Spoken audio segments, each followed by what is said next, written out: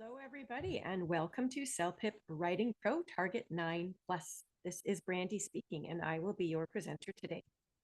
So I will remind you as we're getting started here that we keep the microphones in Zoom muted.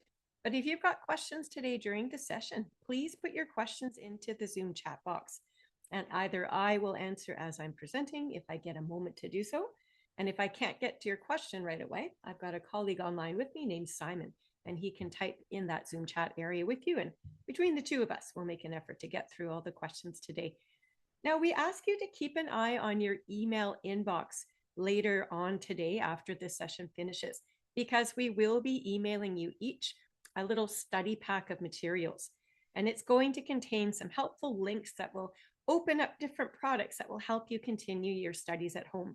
So the study pack is going to summarize the writing skills we're talking about today.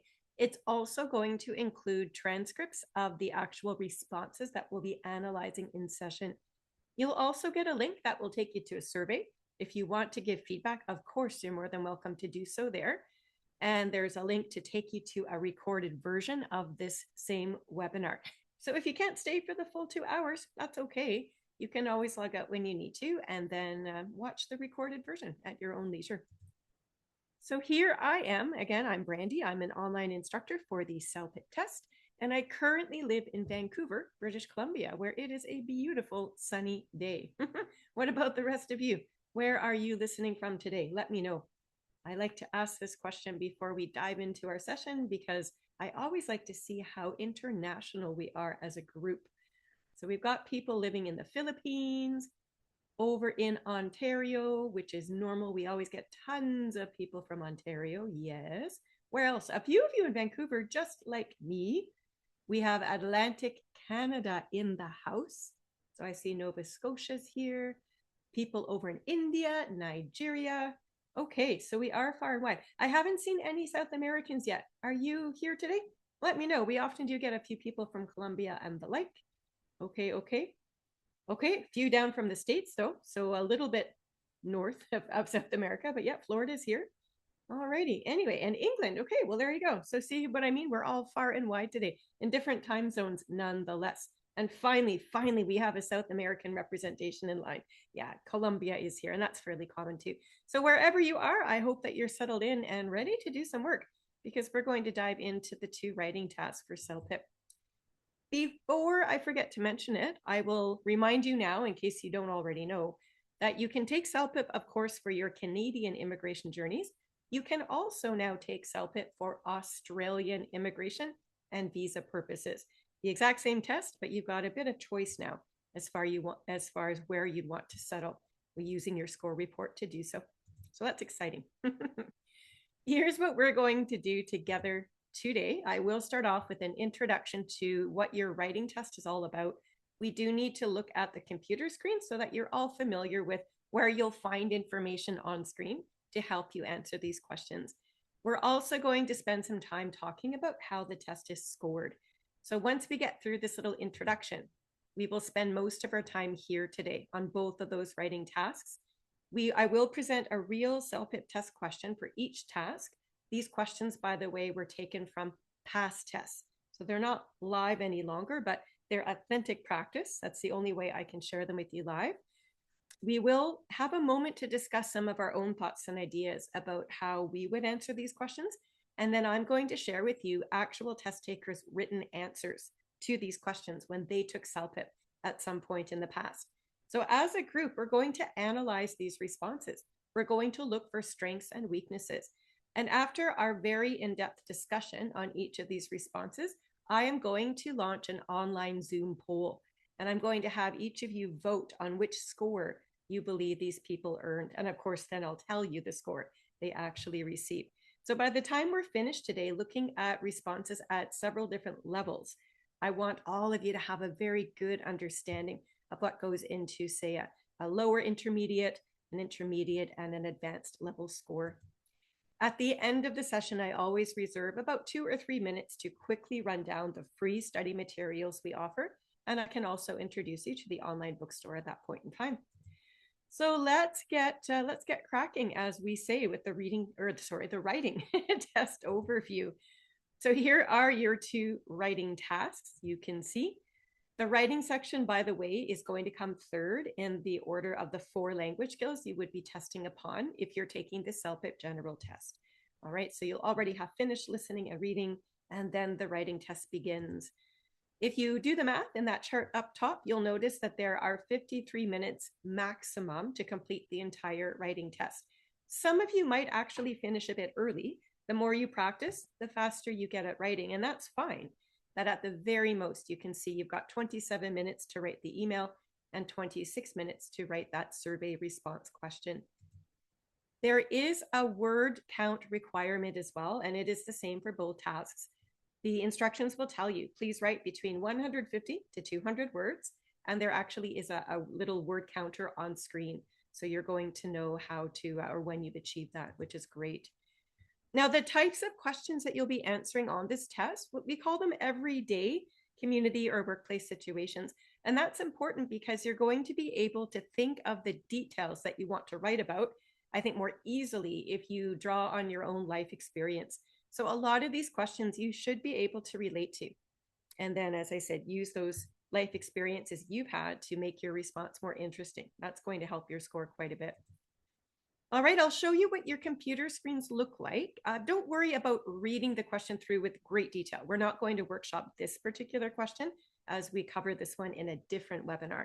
But I did want to remind you that you've got 2 sides of your screen. This is for writing task 1, writing an email. So clearly read both sides. The left side will give you the background information you need. And then on the right-hand side, you can see the instructions there that you'll follow. Those bulleted points right there, there's usually 3, sometimes even 4. These are the main ideas that you absolutely must include when you're writing your answer. We want you, however, to use your own vocabulary as you're covering these points of discussion in the email. The more variety you can show with your vocab, the better your score. So include these details, yes. You also want to add your own supporting details and examples. And the more specific and interesting you can be, the better your score as well. So we mentioned the word count. You can see for yourself, it's right there in the instructions. So we want to follow those instructions, 150 to 200 words. And this is a very small part of your overall score. It will be assessed in what's called task fulfillment. So follow those test instructions to do your best. It's also an email. I mean, that goes without saying. When you start your answer, we just want you to start with the greeting. You don't need to worry about the to, from, subject, and date lines. All right, so just start with your greeting and away you go. Here's your writing task 2. Once again, you have 2 sides of the screen to get through. The left-hand side will give you background information on who is sending you a survey. And then on the right-hand side, you'll have some options to select between. So there's your word count. It's exactly the same as in task 1. Because this is an opinion type question, you can see there you've got option A and option B to select between. And whichever of these 2 options you select is going to be your opinion. And then you'll be successful here by providing reasons for why you feel as you do. Once again, the more precise and interesting your details are, the better your score will be. Okay, so here's a further back view of the exact same computer screen I was just showing you. This one is the writing task 1. Your timer is always going to be right up here in the top right-hand corner. So it's really wise to check there now and then as you're typing. You can see where you're typing your answer into that big white square below. All right, so just gauge your time and make sure you're working through at a comfortable pace. But you want to finish the response before that timer gets to 0. Because when the timer does reach 0, the computer will move you forward automatically to the next task. So finished or not, it would move you forward. All right, so finish on time. You don't have to worry about saving your work. Anything you type into that white space is saved automatically. So all you need to worry about, of course, is forming the ideas and checking your grammar and things like that. You'll notice the next button up here too on the top right-hand side. Those of you that finish a little bit early, once you've checked your work over and you're happy with it, feel free to click next, even if there's a bit of time left on that screen. And rather than just sit there and wait for the timer to count back, if you're ready to move on, click next and move yourself forward just a little bit more quickly.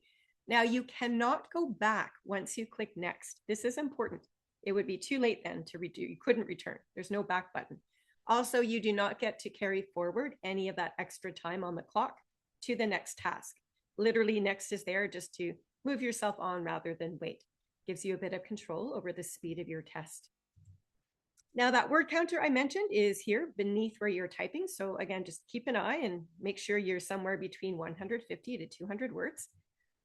There is a spell check feature with the writing test on CELPIP. And what the spell check will do is if it does not recognize a word you've typed into your answer, the computer will underline that for you in red. And just like you would on a Microsoft Word document, you can right click with the mouse and the computer will offer a suggestion of what it thinks you're trying to spell. And if you recognize the correct spelling, you would just click on it and the computer, of course, will insert the word for you. The computer, however, is not a mind reader, and this is important. You'll notice on the left-hand side of the screen here, I've got 3 pairs of very easily confused English language words. So the first pair you can see says staff and stuff. Now let's pretend for a minute you meant to type the word staff, but you accidentally typed the word stuff. Because stuff is technically an English word, the spell check would not catch that as a mistake. So these are the types of word choice errors that you are responsible for finding yourselves.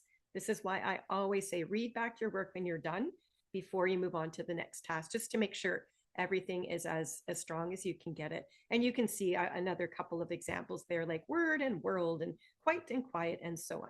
So just be mindful of that. Do a proofread and make sure you're happy with the words you've chosen and so on. Okay, I'm going to dive into now the scoring procedures for the writing test. So the way the CELPIP writing scoring works is that it's scored by an AI human hybrid system. So what this means is we're combining artificial intelligence with a human rating panel. So AI and human raters would work in tandem. I refer to them as the writing team or the rating team. And of course, all of your final scores would be reviewed and verified by the rating team to ensure that the skills are reflective of the rating criteria. And I'm showing you the rating criteria right now. These are called the writing performance standards. These are your best friends as you are studying and practicing at home. This chart shows you exactly which skills the rating team is looking for you to demonstrate to the best of your ability. So we're going to start up with that top dimension there of content and coherence. So the rating team is going to literally ask, how well are your ideas organized and developed? So the more interesting you can make your writing, the more precise, focused, and specific and developed with examples and details, the higher the score, plain and simple. Right below that is vocabulary. And here the rating team will ask what your range of vocab is, and they're double checking to make sure that your vocabulary word choice is natural and suitable for the task. Okay, so that's always step 1. Do we know what you mean to say, are these words used naturally? Once you've mastered those foundational skills for vocab, that's when you can really start to widen the range of your vocab as you study, because the more variety and the more precise and interesting your word choice is, once again, the better your score. Right below that, you see readability. And this speaks to how easy it is to read and understand what you've written. So all of your grammar, your spelling, your punctuation use, all of your sentence structures and your connections, your paragraph skills, these types of writing skills will be assessed in this part of the checklist. And right below that is task fulfillment. The rating team needs to double check you have followed all of the test instructions and that you've also used an appropriate tone. So please completely answer the test question. Remember, I showed you in writing task 1, you're going to have some bulleted points, usually 3, if not 4. You must include details to answer all or refer to all of those points. If you miss one, your answer would not be considered complete. That's what we mean. So follow instructions, completely answer. Make sure your details are relevant and actually on topic. Your tone, as I said, will be important here. So decide if you're trying to be formal or casual. What's the best choice here? Use words that convey that. And this is where the word count is going to come into play. So the instructions clearly state 150 to 200 words, and it's in your best interest to follow your test instructions to maximize your score. The very last element of scoring that I want us all to internalize, memorize, take with us today is that the score you receive on both of your writing tasks is going to come from a combination of the strengths you demonstrate across all 4 of these dimensions. You need to think of them as a package deal. So when you study at home, it's great to improve your vocabulary, sure. But if all you do is study vocab and you score perhaps quite well there, if you've not worked on including specific examples in your writing, and under readability, maybe you're only writing in short, simple sentences. And under task fulfillment, perhaps your details are not always on topic or relevant. If you're demonstrating major weaknesses across 3 of these categories, let's say, and you're really only performing strongly in one category, that's likely not going to be enough to give you the overall score that you want. So as I said, at home, you've got access to these writing performance standards in your study pack. It's also publicly available right on the CELPIP website. So when you do your practice at home, we advise you to do some self-assessment, read through this checklist and look for examples of all of these really important factors and skills in your own writing work. Once you know where your weak areas are, you can use your study time to develop those and make them stronger so that it will bring up your overall score. That's the way that works. So speaking of scoring, I'm showing you right now a CELPIP score chart. Down the left-hand side in blue, you can see our CELPIP levels. Level 12 is the top score that anybody might achieve. That is called expert proficiency. And then, of course, we decrease in score from there. On the right-hand side, you'll notice CLB levels. CLB stands for Canadian Language Benchmark.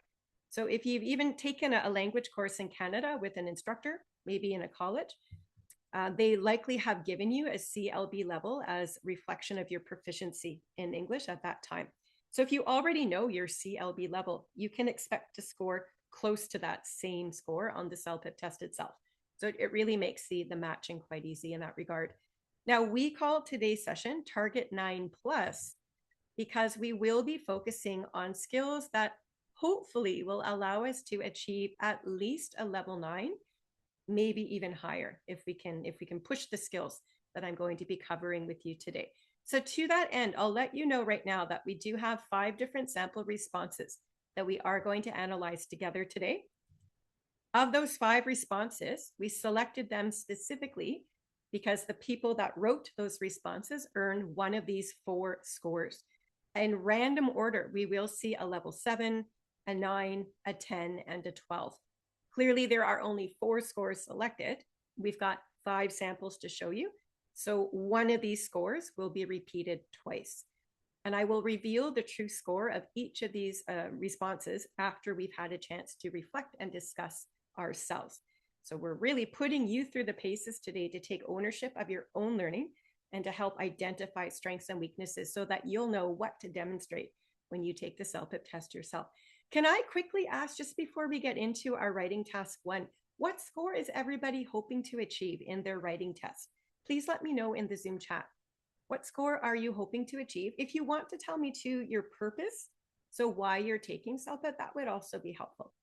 But it's just nice to know. I'm just checking in to see where we're all at.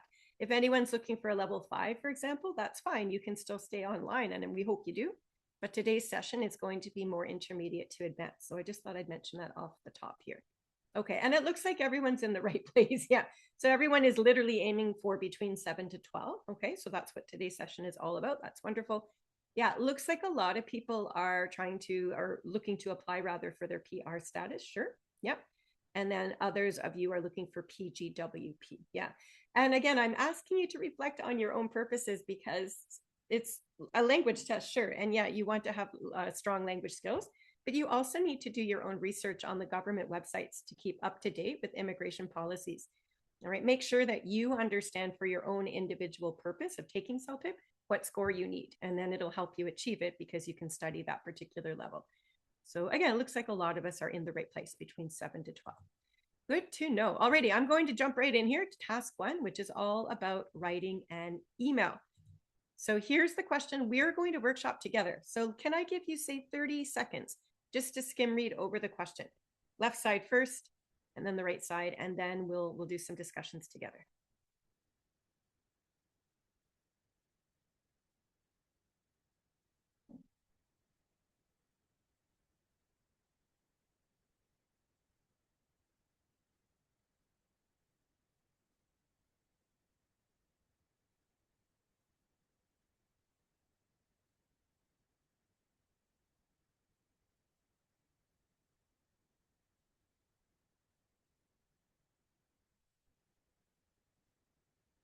Okay, hopefully that's enough time. I mean, you do have 27 minutes total to complete this answer on the real test. But the faster you can read, the more time, of course, you've got to develop your answer. So bear that in mind. Before we actually get to the skills practice, I'm going to start you off with what I consider to be a fairly easy true or false question. In the Zoom chat, let me know, is this true or false? Including plenty of relevant details will support a higher score. Is that true or is that false based on what we just talked about as we looked at the writing performance standards? What do you think? And we're focusing mainly here on the content in this question, I guess. Yeah. Okay, I'm really, really happy to see that almost everybody is saying yes. Absolutely. The more relevant details that you can include that are on topic and elaborate on your main points, the more you can do that, the better your score is going to be. So that's something that we're going to work hard on today. I will help you with that. Here's another question we haven't talked about yet. So that's why I'm asking you now. What do you think? Dear sir or madam would be an appropriate greeting for this particular test question. What's your thought on that one? This will be interesting. Could we start this email with dear sir or madam? And I am so happy to see that I think everybody today has this right. Yeah, please don't do this for a couple of reasons. The most obvious reason in this question is because you know that there's this famous writer who lives nearby, and you're asked to email that writer. That's who you're forming the greeting to. But it says to write to the writer and invite her to speak to the children in your class. So right away, you know that this writer is a woman. So it wouldn't make sense to say, dear sir. So that's sort of maybe the most obvious reason why this would be a poor choice for a greeting. But another really strong reason why this wouldn't work is from what I just told you about being precise and interesting with your details. Dear sir or madam, first off, is a very outdated expression that we don't even use, period, in Canadian communication. So please never, ever use this expression, not on a job resume, nothing, not ever going forward. Don't do it, at least here in Canada, all right? It's so vague and general that it could literally apply to anybody, anybody in the whole wide world. And you don't want to create writing that is that vague. Remember, for CELPIP, you're going to receive a better score if you can be interesting and precise with your word choice. And it makes sense in this question. If you're inviting this famous author to visit your classroom, of course you're going to know what their name is. So it would make sense to just make up the name of this famous writer. Okay, so that's step one. Can we, we'll get into the development here, and I want you to start thinking of names. Before we get to the name of this writer, keep that in the back burner for a second. Let's do these details in order. All right, this one says you're an elementary school teacher. Now, when you start typing out your answer, if you were to just simply write, I teach elementary school, we would understand your idea. And I guess technically it's accurate, but you're doing two things wrong. You're just copying language right from the test instructions. So you're not giving yourself an opportunity to showcase your best vocabulary. And you're also being very general and vague. Elementary school in Canada encompasses usually kindergarten to about grade 6. So you would help yourself immensely by selecting one precise grade. Can we do that right now? There's not a wrong answer as long as it's elementary level. We're not teaching high school or university. Can you type the number of the grade that you would cover if this was your question? And maybe as you're trying to think of the grade, I do want you to think ahead over here. You are going to have to suggest some activities the author could do with the children. So I would advise you to select a grade of which you're somewhat familiar with age-appropriate activities. That will really help you guide your thinking. If you've got young children at home, maybe you would choose whatever grade they're in. That would be easy. I assume you would know what your kids are doing in school. All right, if not, that's fine. Just think about when you were in school and pick a grade that you remember fondly. And as you can see in the Zoom chat, we have covered literally every grade possible from kindergarten to 6. As I said, there's not really a wrong answer as long as you've selected one grade and one grade only. That's the best focus. So just for fun today, it looks like we've got quite a few selecting grade 3. So let's just use that as our example. But when you practice at home later in your next study session, feel free to return to this question and complete a different answer using a different grade. That's always good practice. But for today, let's just pretend we're teaching grade 3. And now it says that there's this famous writer that we know we'll be writing to. So what we want to do, and I'm going to just guide us today, if you don't mind, into the Zoom chat area. I'm going to give you an example of what your greeting should look like. This is one example. Do you notice I've got dear? I'm being formal because we don't know this author personally and it's a stranger. So this is going to be a formal approach. We cannot say hi or hello or hey. That would be too casual. So if we want full marks under task fulfillment for tone, we're going to be formal. So dear is the way to go. This is a woman, so we can't say Mr. That doesn't make sense. Mr's for a man. So instead, we also cannot say Miss or Mrs. because those two words indicate the marital status of the woman. Miss means she's single. Mrs. refers to her as married. You might know the marital status of this author in real life, but here's a Canadian custom to learn, perhaps, if you don't already know it. It's considered impolite or disrespectful to refer to a woman that you don't know very well by marital status. So to play it safe, as you know, Canadians are respectful, we want to go with that title word Ms. Do you see how I wrote that there? MS period. And we pronounce that Ms. That is the sort of the neutral way to go when you are being formal, addressing a woman you do not know. This is also the title word you will use in job applications in the real world when you are writing to a woman. Please memorize this rule. You will impress your reader a lot. The last word I've got there, you notice I chose Atwood. That is a last name. Notice I did not put a first name. This is another Canadian convention of writing or communication. Once again, it's formal, so it's actually considered impolite to use the first name. Whether it's a man or woman, we're not supposed to use the first name. So with my example there, you can see I've got capital letters on dear, like capital D, capital M, capital A. Right after my greeting, I put a comma. So that's your example that I want you to use. And I want you now, if you'd like, to participate, to create your own greeting into the Zoom chat. I'm going to give you 20 seconds and I'll try to give feedback on as many as I can see coming in. I already noticed most of you have forgotten your comma after your greeting. Go ahead and fix that, please. Okay, let's see. Vanessa looks good to me. Dear Ms. Mitchell, dear Ms. Wright. Mercy's got it right. Yeah. Who else has it right here?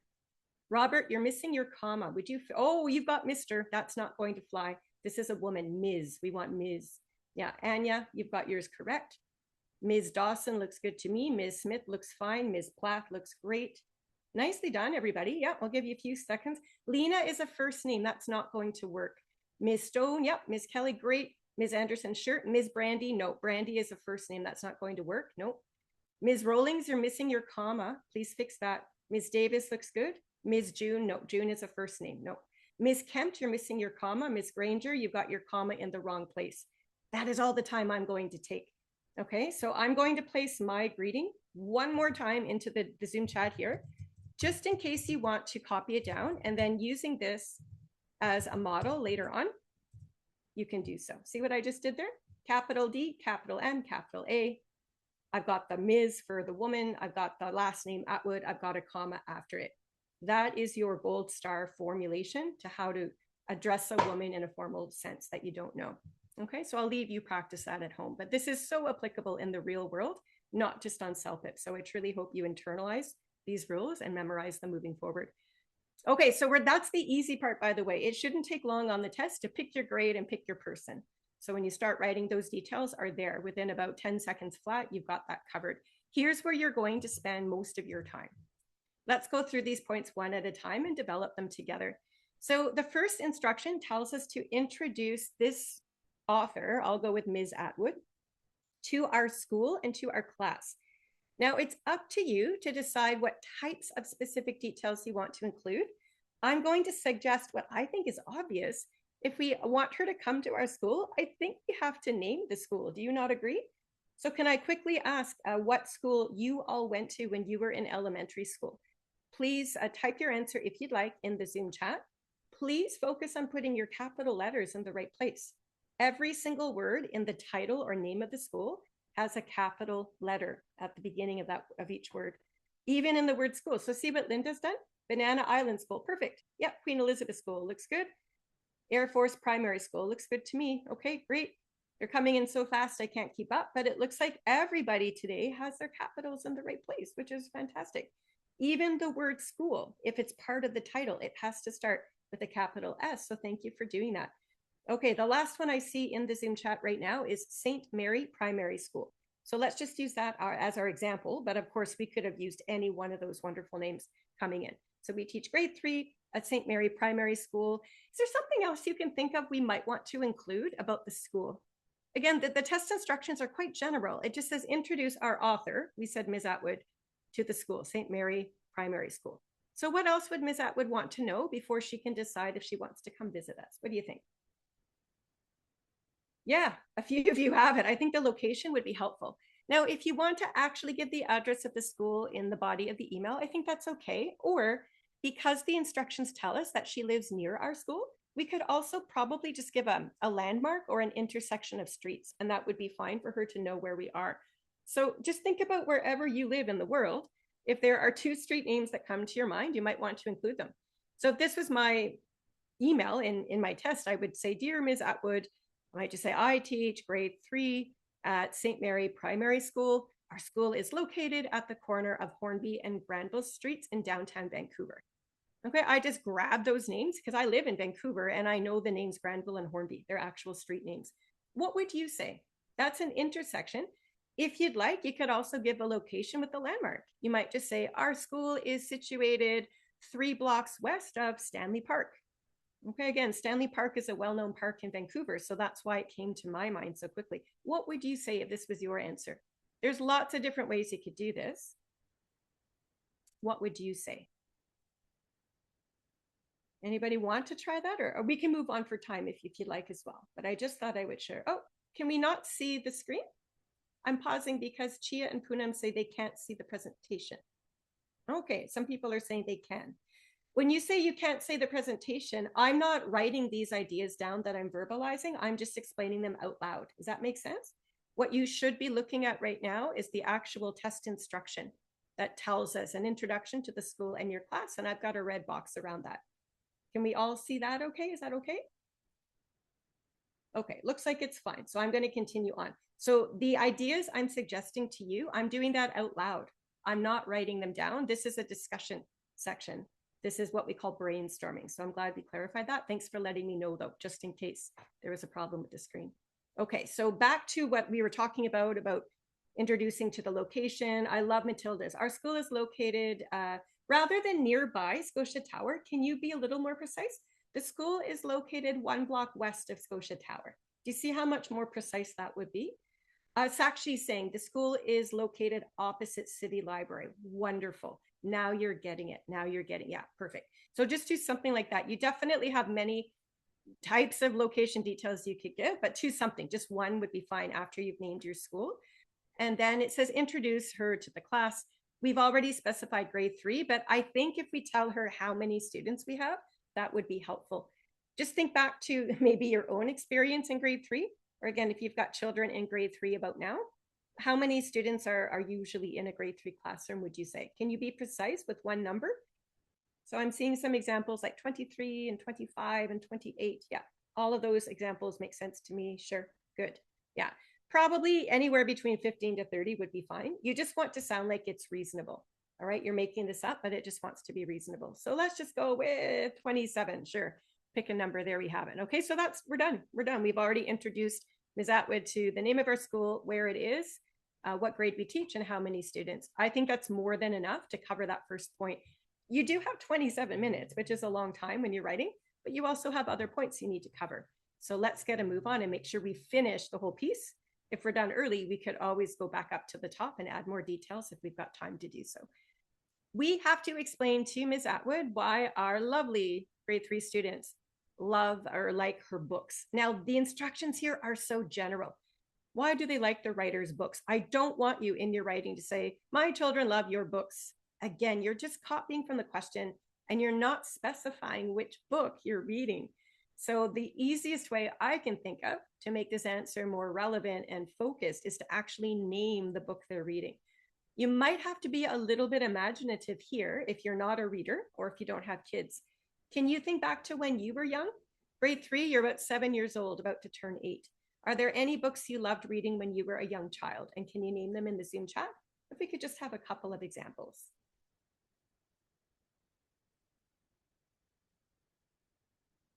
I'm looking for the name of the book. Remember, we're trying to get into level 9 or even higher. At that stage of writing, names should be pretty easy. Yeah. What book are we reading, folks? Tom and Jerry. Sure. Mohammed, that makes sense to me. Little Big Magic. Sure.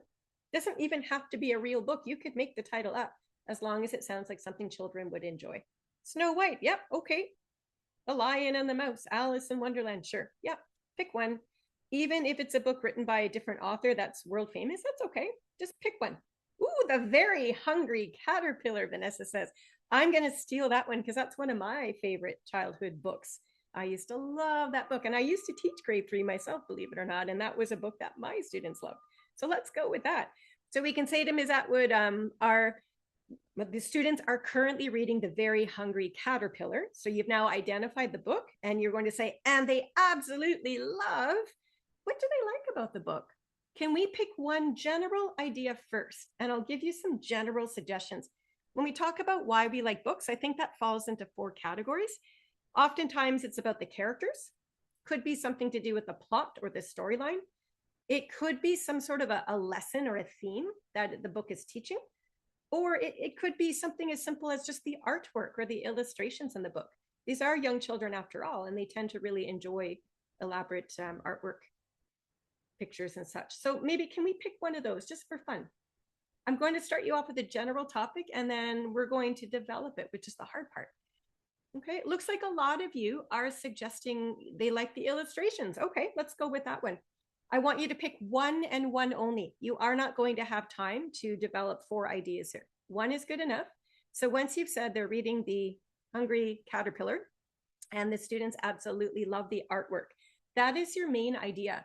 You're not done developing that yet if you want to achieve a level 9 or higher.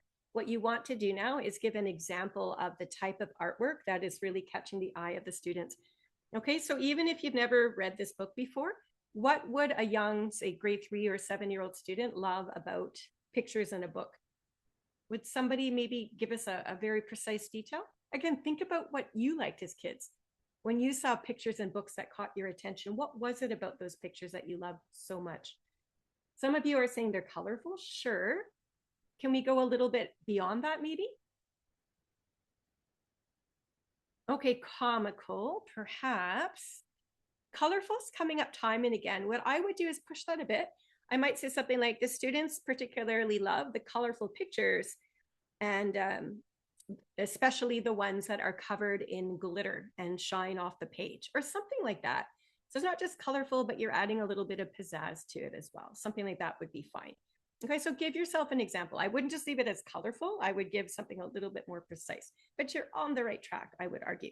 Some of you might want to even say the students love the artwork. Not only is it colorful, but some of the images are actually 3-dimensional and they pop off the page when you turn the page.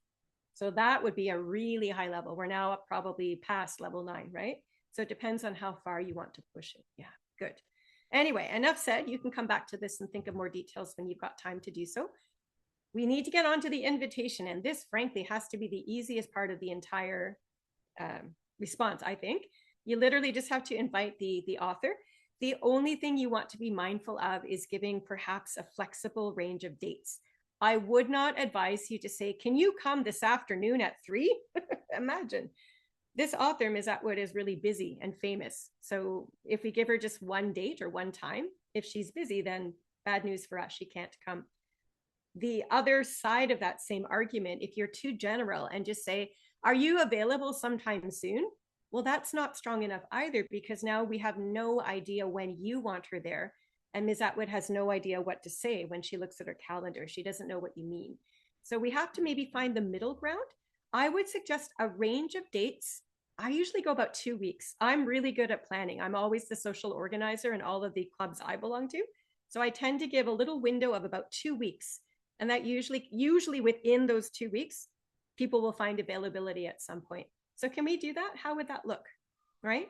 So if I say to her, we might say something like, would you be free to visit our classroom within the next 2 weeks, anytime, say between February 16th and 27th. So if you're actually giving the dates, I think that's helpful. That would be a first step. The next step I would suggest you do is actually find a window of time or a range of hours. Do you think our students would be fresher in the morning or the afternoon for her visit? What's your opinion on that? Does anybody have a couple of hours they could suggest? Let me know. Okay, Sella is suggesting any Tuesday at 1:30. Okay, so if you're doing it that way, Sella, I would advise you adjust things. I've just said within 2 weeks. If you're saying Tuesdays, that's only 2 days. So you might want to say, are you available on a Tuesday afternoon at some point in March, preferably from 1:30 to 2:30 or whatever you want to say. That's fine. Okay. If not, I like being a little bit more flexible than that myself, just because I know this author is busy. But if we just said anytime, Monday to Friday, on the last 2 weeks of February, between February 16th and 27th, preferably in the morning when the students are fresh, between the hours of you want a start time and you want an end time. So 10:30 to noon might be fine. 10 to noon might be fine. So again, you've got some flexibility. Be mindful that the students are only 7. So we're not going to book this author for a 6-hour activity. That would not be reasonable.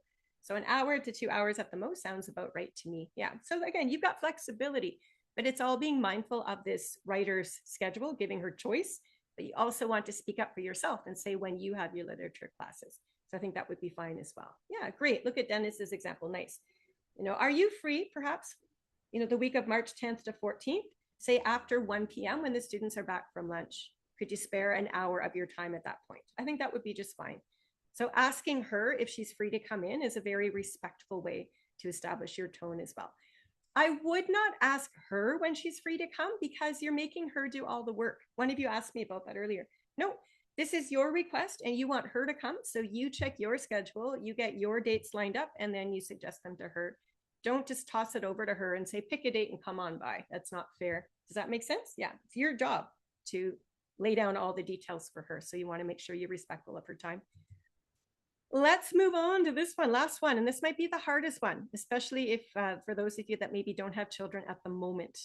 So we've already established for our example today in practice, we've already established that our grade 3 students love The Very Hungry Caterpillar because the artwork in the books are so colorful with glitter and 3D images, right? We made that up. So if we've already said that, when we come to this particular point where it says, what can this writer do with the children? My strong advice to you is to develop an art activity. Do you see how that would fit so smoothly? We've already said the students love the artwork, so why not suggest an art activity that they can do? That would establish very strong coherence. It connects all your ideas, and that is a great way to strengthen your content and coherence score to achieve that level 9 or higher. Is there an art activity you can think of right now that you might suggest? Again, think about what you enjoyed doing when you were in grade school. Think about what your own kids, or maybe you've got nieces and nephews or friends that have kids, what do they like doing artwork related? But it has to be about the book. That's the only thing. It has to be about the book. Okay, so some of you are suggesting coloring and painting. Yeah, something to do with coloring or painting. Sure, let's go with painting. I think that sounds more exciting. What kind of paint do you want to give the kids in class? See what I'm doing here? I'm making you work hard for this. We're looking at levels 9 to 12. Painting is so general. I want to know what kind of paint you have in mind. Anybody? Who are my artists out there right now? What kind of paint are we using? Watercolors comes in. Sure. Okay. Have you given it any thought as to what kind of materials the students are going to need? Watercolor paint, sure. What else are you going to give them to complete this art activity? Aside from the watercolor paint, what else are they going to need? Clearly art brushes and paper. What kind of paper? What kind of paper? Do we want to give them big poster paper the size of their desk so that they can then post them up on the bulletin board when they're done? That might be kind of fun. That's what I would do, maybe. Yeah. So they have something larger to work with. I think I would suggest maybe putting the children into small groups, right? So we can put the children into groups of, say, 3 or 4. We can provide the watercolor paints and the art brushes and poster paper for each table. And we can have the students, hey, how about we have them work together? That'd be fun. We can have the students work together in those small groups to paint their favorite scene from the story. And when they're finished, they can explain to the class, tell about their drawing, and then we can post them up on the bulletin board. So that all comes together. I think all of those activities are fun. They're age appropriate, but they just connects so beautifully back to the ideas we've already established about if the students like artwork so much, why not have them paint their absolute favorite scene from the story and then they can share. I think all of that comes together quite nicely. Okay, so food for thought. That's an expression that means this is one way to approach a writing email task, as we see here. All right. So with all those skills in the back of our minds at the moment, I'm going to share with you now our very first response from an actual CELPIP test taker who encountered this very same question when he wrote CELPIP. At the very bottom of this response, you'll notice his name is Lucas McTeacher. I'm pretty sure he made up that last name. I don't think it's a real last name, and that is okay. You don't have to have a real name. If you want to safeguard your privacy, make up a name. Jane Doe or John Smith would be absolutely fine. But we will refer to this CELPIP test taker as Lucas. If you look to the very top in the greeting, we see a small mistake. He has said, "Dear Mr. Smith," and we know that Lucas is supposed to write to a woman. So that technically should be "Dear Ms. Smith." Okay, now it is a mistake. It is definitely a mistake the rating team will notice, but I need to reassure you all, it is not what we call a major or serious mistake. The greeting is technically correct. It's been formatted correctly with the structure, with the capital letters, with the comma at the end. It's very clear that Lucas is indeed writing to the author.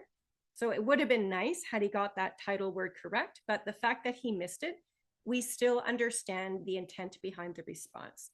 So this is an example of a mistake that really doesn't matter too much on CELPIP. And those of you who start to understand quickly which mistakes matter and which ones don't, those are the students that tend to progress more quickly in their skills. Okay, so that being said, I'm just going to turn off the Zoom chat box just for a second, as I find it gets a bit distracting when those of us are reading. So can you take about 30 seconds of uninterrupted time? I'll be quiet too. Read through Lucas's response, and then I'm going to ask you a ton of questions all about it. So read it through first, please.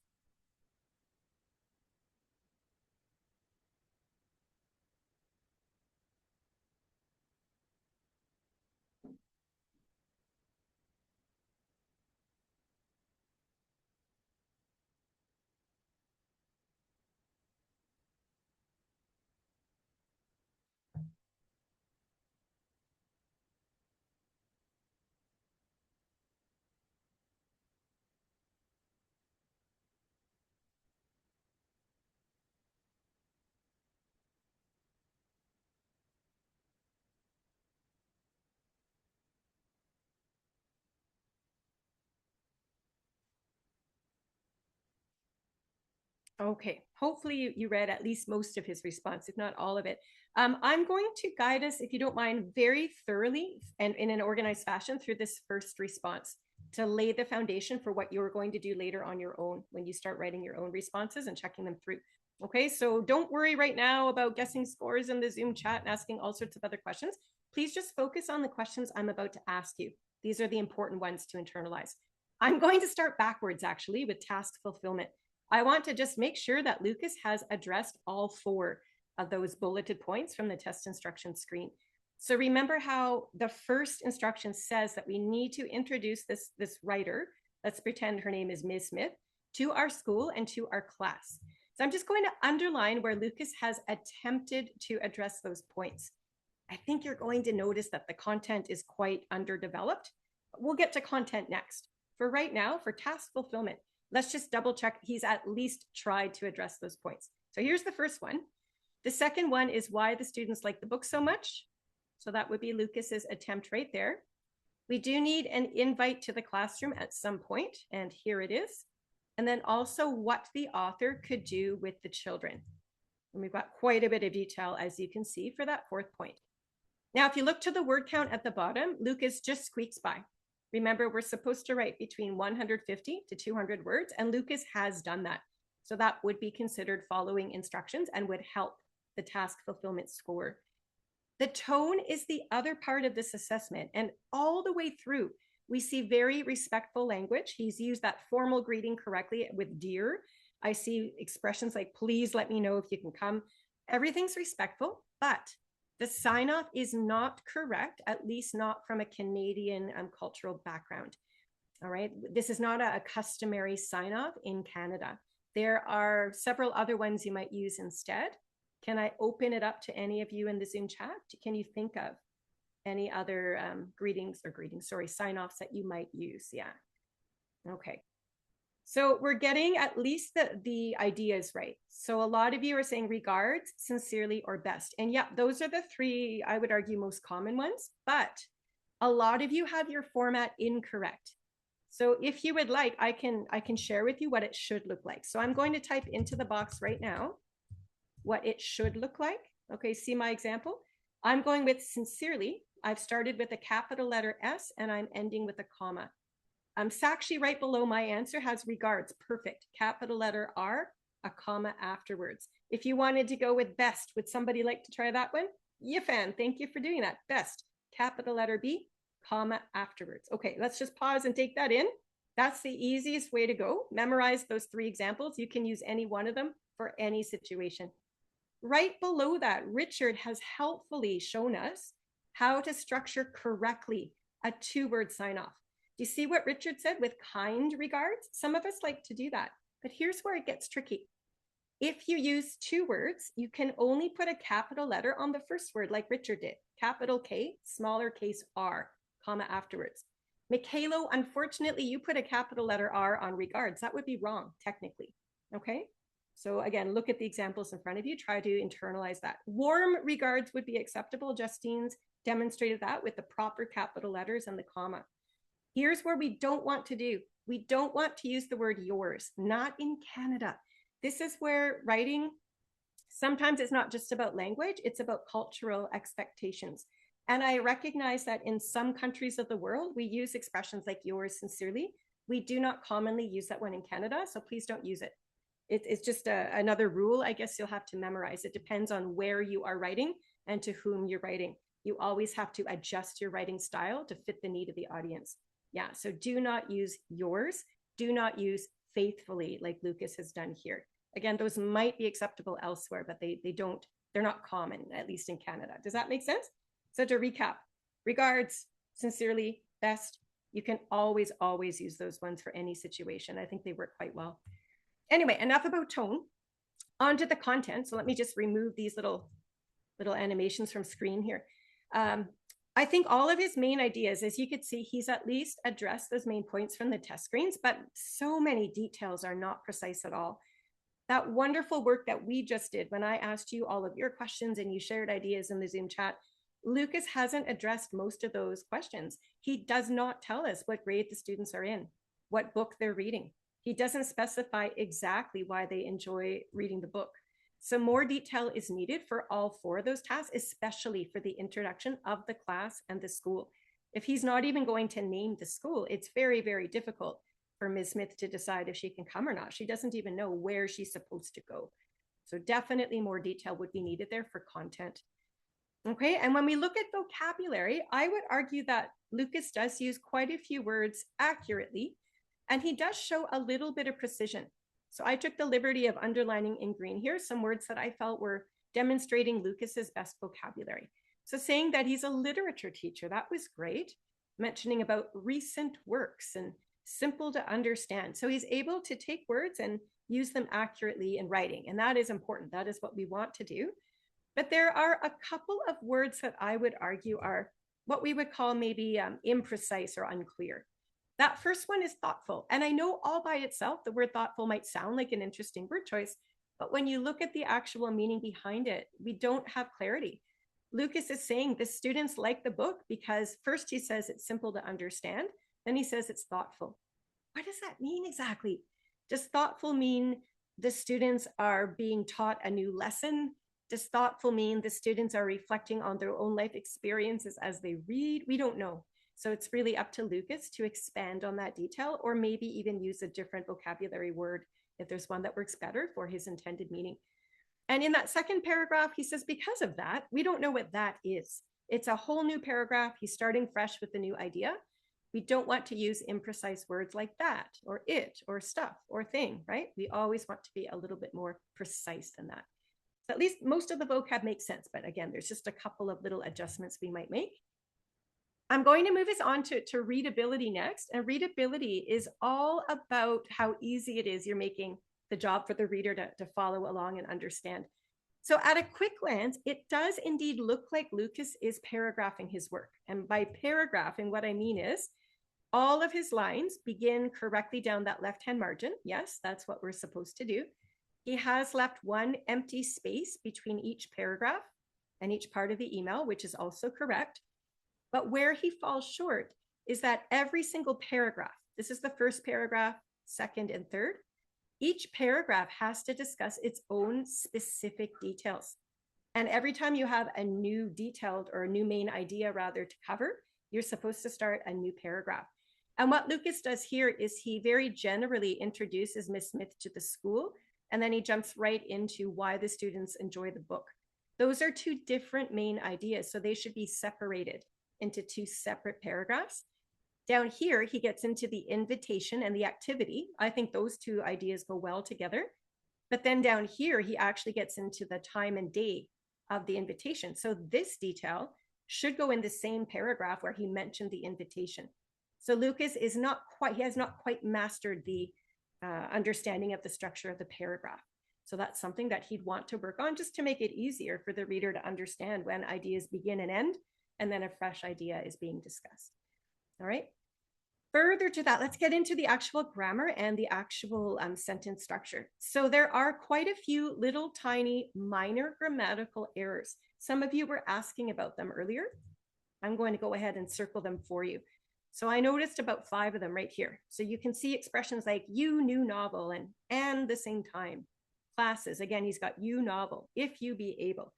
So these are all tiny little mistakes, but once again, they're not major mistakes. We can still understand what Lucas intended to say. These mistakes don't affect our ability to understand.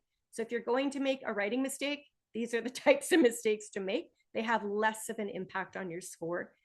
But Lucas also has a very serious writing mistake, and it's right here. The whole sentence, if I read it out loud to you, says, I think this meeting will be useful for those who is interesting for everyone. Honestly, we don't know what that means, right? There are just far too many word choice and syntax errors, perhaps verb tense errors, we're not even sure. So if we make a mistake like this in writing and we don't even understand what the idea is, those are the types of mistakes that unfortunately will have a negative impact under the readability score. So they're the types of mistakes to try your very best to avoid, if you at all can, of course. Okay, so to that end, I'm going to remind you of the scoring chart, and I'm just very quickly here going to turn off my Zoom chat box for a second. Remember, I mentioned earlier that we are going to be giving or guessing the score by online Zoom poll. So I'm going to launch the first of 5 polls that we will be conducting here. I'd like you anonymously, none of us will know which of these answers you select, but can you try to guess which score you think Lucas probably earned based on what you see here? Is this a level 7? Is it a level 9? Is it a 10? Is it a 12? And for each poll, I will give you about 30 seconds to make your choice. And then I will share the results with you, as that's the fun part. You can all see exactly how your guess matches everyone else's. But yeah, we chose responses that fit into one of these categories specifically today. Has to be one of these 4 scores. Okay, I'm going to end the poll. I think that's great. Here are your results. 82% of you in the majority are suggesting that this is indeed a level 7. And I'm going to reveal the score to you now. Yes, you have it. Level 7 is indeed the level that our Lucas received on this particular response. And when you can complete your CELPIP test, of course, you'll see whatever score you receive. That's going to be the most important for you. But on your score report, you're also going to have with you what we call a performance profile. So there's a little write-up like you see here that is explaining or summarizing in general terms what somebody who is writing at that level should be able to demonstrate. So all the performance profiles are about this length. So I went ahead and I bolded for you the important concepts or details to make sense of the level 7 that we've just seen. All right, so at level 7, you can see that writers tend to have good control of simple grammar. That's exactly what we saw from Lucas. A lot of his sentences were quite simple in structure. We didn't have a lot of those complex ideas, although we're starting to develop some complexity, right? The words as well tend to be a little bit more on the common side, but occasionally you're starting to see more of that precision that we're looking at. And if you think back to the examples that I shared with you, well, you remember there were quite a few that I underlined in green for you. Okay, so think of level 7 as sort of you're past that beginner stage and you're approaching the intermediate stage. You're literally right in the middle. So you're sort of got that strong foundation to build from, and now you're developing your ability to become even more complex and even more correct as well with word choice and grammar. So that would be a level 7. All right, great work so far. You've got a really strong focus, at least, I hope, of the 4 categories that the rating team's going to look for you to demonstrate. So do you want to go ahead and read through this second response now? Same question about the teacher coming to class, but read it through. And again, I'll guide our discussion and we'll see what you think.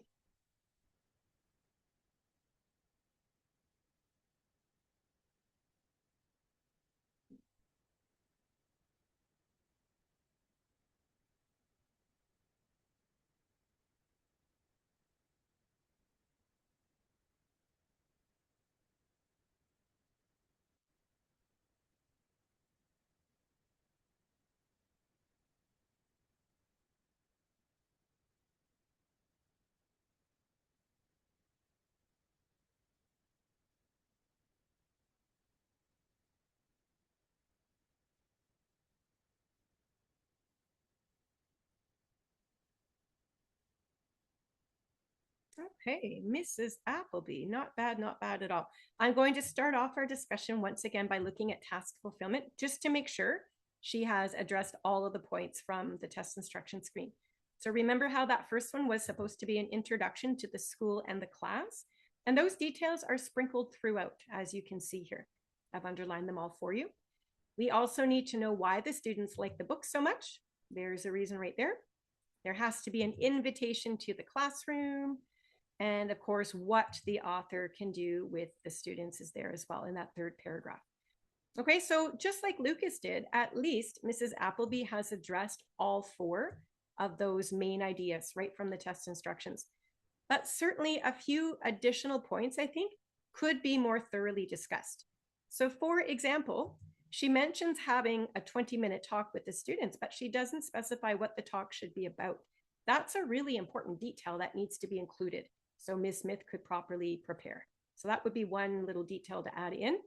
And the other detail that I think could be done quite a bit better would be the invitation. Her language below when she says, I would like to invite you as a guest speaker, that is super respectful. It's lovely. But all she says is in the coming weeks. So remember how we talked earlier? We said you should maybe present a little range of dates as we talked about, maybe days and times of the days would be helpful, just to make that a bit more precise. But at the very least, from a task fulfillment standpoint, right, she is addressing all 4 points of the task there. Her word count is near perfect, between 150 to 200 words, and we have written here 197 words. Look at her greeting, and it is correct, right? So she's got the form correct with the capital letter S and a comma after, and sincerely is one of the most common sign-offs there is here in Canada, so why not use it? I think that's wonderful. Okay. If we look more at the content, here's, I think, where Mrs. Appleby's response is so much stronger than what we saw from Lucas earlier. Remember in her first paragraph when she introduces the author, Ms. Smith, to her school and her class, she gives the name of the school. You can see here, St. Mary's Elementary School. She gives the street name it's on, so Main Street, it's fine. And she mentions that she teaches 3rd grade. So Lucas had forgotten all of those details. I'm pleased to see Mrs. Appleby has included them. So these are what I would consider to be the bare minimum of what we would need to tell Ms. Smith in order for her to decide if she can come into the class or not. What I love, though, that Mrs. Appleby does, and what makes this a higher level response, is the creativity of her ideas. I'll read out these last 2 sentences of the first paragraph aloud, and you'll see exactly what I mean. She says to the author, "Perhaps you have noticed our bright pink mural in the neighborhood.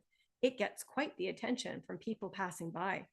So a mural is like a big piece of artwork on the side of a building. So mentioning that there's this bright pink mural on the school, it's a very recognizable landmark for this author to say, oh yeah, gee, I've seen that before. I know where St. Mary's School is. And her last sentence that mentions, oh, it gets quite the attention from people passing by. That detail is an extension or an elaboration of her content detail. So she is taking great efforts to really fully develop her thoughts, but she's also demonstrating a variety of sentence structures and verb tenses. So she's really going for it as far as readability goes too. So quite often, I think all of your skills come together. We're covering content, we're covering fantastic vocabulary, we're covering higher level sentence structures. That's 3 categories of 4 just in these last 2 sentences alone. She's capitalizing on the strengths she knows how to demonstrate to the rating team to earn that higher score. So well done. Okay, if you look down below, she mentions that in the second paragraph there, she does mention a book title, Edward in the Garden. And she actually describes part of the scene of the book, how Edward fought the rabbit off his carrots. Her whole idea here is that the students love the book. They think it's so funny. And you can imagine if you're in grade 3 and you're 7 years old, and part of the story shows Edward fighting a rabbit with his carrots, that would make children at that age laugh. So once again, whereas Lucas didn't mention the title of the book or get specific with a part of the book, Mrs. Appleby does think to add these ideas in. So much stronger content for sure. All of these details are believable, they're appropriate. So if you're chasing down that level, even level 10 to 12, I would say, this is the type of thinking you want to bring with you into the CELPIP test room to try to, as I say, capitalize on those high level scores. Okay, on to vocab. I'm going to open this one up to you if you don't mind. Can you just have a quick glance through, scan through, and maybe place a couple words in the Zoom chat that you feel are very interesting and precise and use naturally. There are many examples to choose from, but I'm asking you to find at least one. I'm double checking here that you've all got the ability to distinguish precise, interesting vocab from vocab that's not so precise. That's really important, I think. Yeah, and I'm pleased to see in the Zoom chat all of these ideas coming in so quickly. You've all got the obvious ones like mural and chuckling and delirious. Yeah, all of those are wonderful. Thrilled has come in. Yeah, that one goes more towards the bottom. Wonderful. Yeah. So there are many, many words to choose from. And notice these words are not even single word choices. These are groups of words that have been connected together accurately to produce meaning. All right, so third graders in the second paragraph, she doesn't just say, I teach grade 3. That would be very common. She flips that structure around and she knows it's okay to say, my third graders are huge fans of your work. So again, we're just playing with the structures and we're going for more variety and a better range and demonstrating higher level skills. By the way, that whole discussion in the second paragraph about how the children were delirious with laughter and chuckling on the floor. I think this is funny. This is cute. Delirious, the word itself, if you looked it up in a dictionary, delirious would mean that you're a little bit crazy or out of your mind. That's sort of the meaning behind the word. But in this context, when Mrs. Appleby says the children were delirious with laughter, the image she's making us think about is the group of students finds this book so funny that they're almost like crazy people. They're laughing so hard. Can you imagine that in your own mind?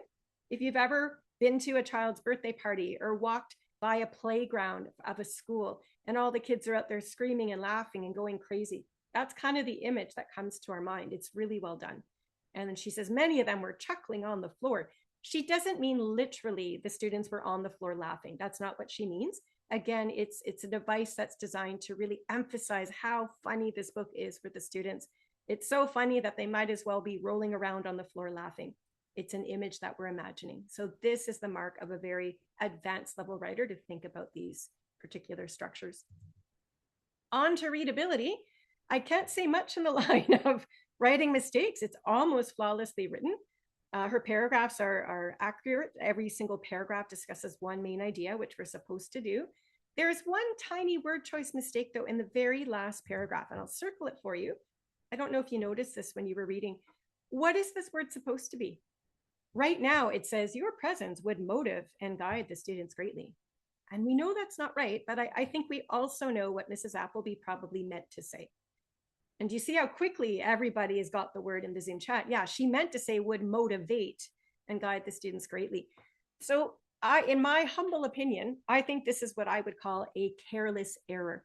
Mrs. Appleby has such strong skill sets all the way through her writing that I'm pretty sure she knows the word motivate as well. I think she just accidentally wrote the wrong word form, motive, and didn't maybe take the time to go back and reread and revise. It is a mistake, yes, but it is one mistake. It is so unimportant because we know what the word should say. It does not affect our ability to understand. And when you think back to all of those other examples of strong, precise vocabulary usage, this mistake is not going to impact the score at all. Does that make sense? It's so important for all of you to understand. Even if you make a mistake like this, sometimes it honestly doesn't matter.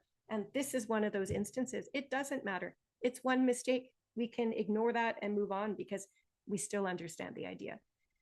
The other tiny weakness, and I do mean tiny, that the rating team might have noticed is, again, in that last paragraph. I don't know if you noticed this, but as we read through that last paragraph, even though the tone is so respectful and the grammar's fine, Mrs. Appleby is relying a little too heavily on that very simple joining word and. So it's just a matter of, if we've got time before the timer reaches 0, maybe we could rewrite that a little to make it a little bit less repetitive and to strengthen the construct. So if I were to give this a go, I might just say or type something instead like, your presence would motivate and inspire the students who would be so thrilled to hear from an author they love. It would be an honor to host you. So doing it that way kind of connects the ideas together and eliminates those conjunctions as well. So again, there's many ways you might play around with those words and revise them. But these are the types of mistakes that hopefully you've got a few minutes left on your clock on the test as you're rereading your answers. You want to keep an eye out for these types of skills. And if there's a way to improve it, of course, do so before the test or the time gets to 0. But overall, I think it's quite a high level response. So speaking of, it is time to actually get into our next Zoom poll here. What do you think? If Lucas got a 7, I mean, arguably, this one is a lot stronger in every way. So it definitely has to be higher than 7. But how high are you going to go? Is it a level 9, 10, or 12, do you figure? Let me know. I'll give you about 15 seconds more here to come up with your guess.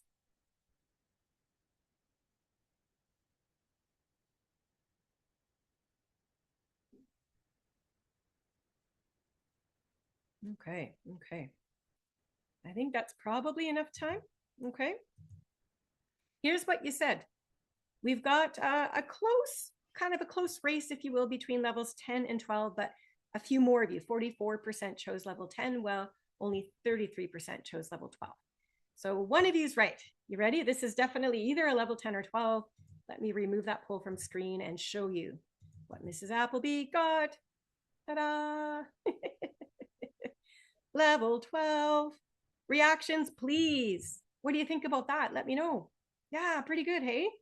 Pretty strong performance. Congratulations, everybody is saying. In the Zoom chat, we've got some really happy party face emojis coming up. Yeah, exactly. Level 12. And I love showing this particular example to show you what level 12 writing could look like, because it's not perfect. And you have to know that.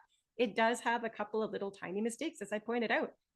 But that's the point I'm trying to make here. Even with a couple of little mistakes, provided those mistakes are so minor that they don't affect our ability to understand, and provided that we demonstrated strengths across all 4 areas of that rater's checklist, we can still earn top marks, which is exactly what Mrs. Appleby did. So this is your performance profile for level 12. By level 12, we know how to write a complex text. All of our grammatical structures will be accurate, and usually they'll use quite a broad range of structures. Remember the ending of that first paragraph I pointed out to you with the talk about the bright pink mural, and perhaps you've noticed it and it gets quite the attention. So Mrs. Appleby is certainly demonstrating all of these different structures and verb tenses and so on quite well. Her vocabulary too. By level 12, not only are we using precise vocabulary that's very context specific, sure, like when she's saying how the students were delirious with laughter and chuckling on the floor. Yeah, we see lots of examples of that type of vocab. But sometimes too in level 12, you'll still see these common words. And it's okay to use words that are a little bit common too to balance things out. At level 12, usually the writer has mastered the writing skills so well that they're able to adjust the tone and the style as they write, simply to suit the task. Because even though she's respectful, of course, she has that little playful side to her saying, oh, the children were chuckling on the floor, or whatever she said, right? So that's what level 12 can look like. It's a good example to refer back to. You are going to get all of these transcripts in your study pack, remember, so you can always go back and reread later on at your leisure, as I say. Here's our third and final response from regarding this question, and it looks like our CELPIP test taker is Jennifer Clark. I can see her name there at the bottom of this email. As I look to the top, I see a mistake in the greeting. It shouldn't be Dear Christine Miller. We all know by now that it should be Dear Ms. Miller, right? So let's pretend it says Ms. Miller and continue on. So I'll give you about 30 seconds of quiet time here to read the response.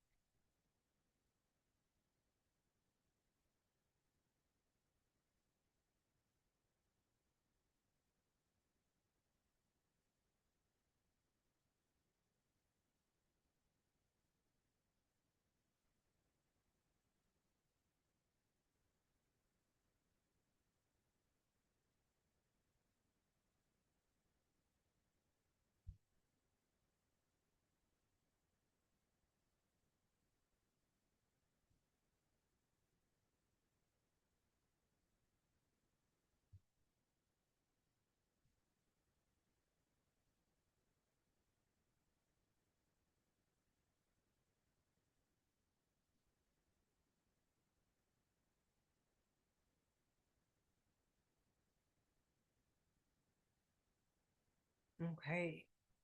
Not bad, Jennifer Clark. I definitely see some strengths that I know the rating team are looking for. And of course, I also see some skills that we'd want to revise just a little bit. So let's get into it. You'll notice for this this is our final assessment here of the writing task 1. We're going to move on shortly to our writing task 2, but just to really emphasize those 4 different categories of skills that the rating team wants you to work hard on at home, you see I've got the little chart there in blue on the right of your screen. So we're going to start this time with the content and coherence. So there's your guiding question. How well are your ideas organized and developed? We're looking for, make sure we have a complete answer with several ideas that make sense and lots of support and so on. So I guess my first question, and this is how we always have to start, is Jennifer Clark's purpose clear? Does she make it clear that she wants Ms. Miller to come to the classroom? Would you say yes or no? Let's do that really quickly. Yes or no? Is it clear that Ms. Miller is wanted? Plain and simple, just like that. And I'm glad to see everybody saying, yeah, I got that from Jennifer's email. If not, we would have no clue what she's talking about, right? Yeah, so usually in the first paragraph, not always, but usually that's where your purpose would go. So I underlined that last sentence for you because this is the invitation basically. Oh, they would absolutely love it if you could spare the time to visit.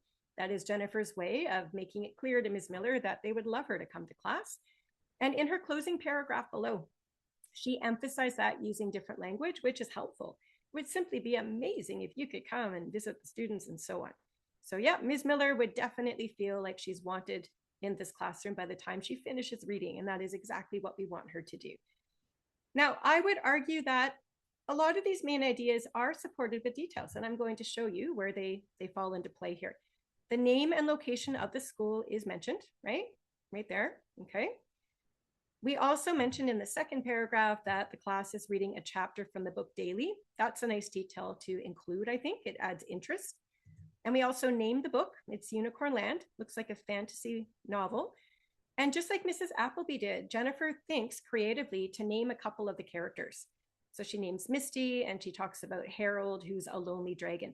Now, she doesn't come right out and describe a scene from the book like Mrs. Appleby does. But I think the point that Jennifer's making is that the students just want to know what these characters will do next. So I think the way she's written this is pretty strong the way it is. I like the fact that Unicorn Land is mentioned twice here. She already introduced Unicorn Land as the name of this book in the second paragraph. And then the activity that she comes to next down below there, she references back to Unicorn Land. So when you already create a detail up top in your response, and you're able to refer back to it and continue discussions below, that demonstrates strong coherence. So Jennifer's definitely on the right track here for sure. Okay, let's move on to vocab. So I've got a new little guiding question for you on the right of your screen. What is the range of your vocabulary and can you use it naturally? I think there is quite a range in Jennifer's response here. Did you want to pick out a couple of examples yourself first? What would you say demonstrate precision, interest, and range? I've got, oh gosh, at least 6 or 7 examples, but if you could find just a couple on your own, that would be great for now. What do you think? Does anybody want to suggest? Recreational, sure. Vanessa's sharing privately with me. Hang on to every word. I had that one too. A fantasy world. Yeah, I think that would work. Yeah, you definitely all have ideas coming along here. Yeah. And once again, you notice sometimes they're single word choices, like that first one. The school is situated near the recreational center. I thought that was great. But quite often throughout this response, you'll notice that it's more groups of words, and we call this proper syntax. So huge fans of your book. Spare the time to visit. Hang on to every word. All of these expressions are different, but they're all accurate and make sense. They're natural in tone. So definitely lots of examples of a good variety. There's a little bit of trouble though. One tiny weakness with the vocab is here. You notice that Jennifer Clark used the word create, oh, how many times? 6 times. Whether she said creativity or create, creates, creation. Those words all belong to the same word family. So this is an example of what to avoid when you are writing, because we want to make our vocabulary as to develop as big a range as possible. You know, the better the variety, the better the score, right? So think of ways to revise that if you catch yourself making these mistakes as you're writing. This whole third paragraph, even though she does technically suggest an example of activity, she does want Ms. Miller to, I guess, explain to the students how she created Unicorn Land and then put together the adventures. It's maybe not the most interesting idea, I'm going to admit, because the students don't get to do anything. They just have to sit and listen. So I maybe would advise if we could have an active component to that, that would make it more interesting and creative. But at the very least, at least sort of on a general way, I guess the activity is adequate. You know, oh, we want to hear how you created this book is what she's saying. But you'll notice that the ideas repeat over and over again. You know, where first she says it'd be amazing if you could inspire students how to create the world. And then right below that, tell them how you created Unicorn Land. And then right below that, what contributed to your creation. So you can see it's literally the same idea repeated in slightly different words 3 times. So this last paragraph altogether is probably the weakest of the 3 that she's presented to us. Definitely room for improvement there to create more flow to the piece and less repetition. Anyway, let's move on to readability. New question here on the right-hand side. We want to know how easy is it to read and understand your response. Okay, if I look first down to the very, very bottom, I'll show you where I'm looking. These 2 sentences by themselves make sense, right? If we had said, let me know your thoughts, or thank you for your time, okay, closing remark. We don't need 2 remarks at the end though that are both designed to close off the email. So one or the other would be best.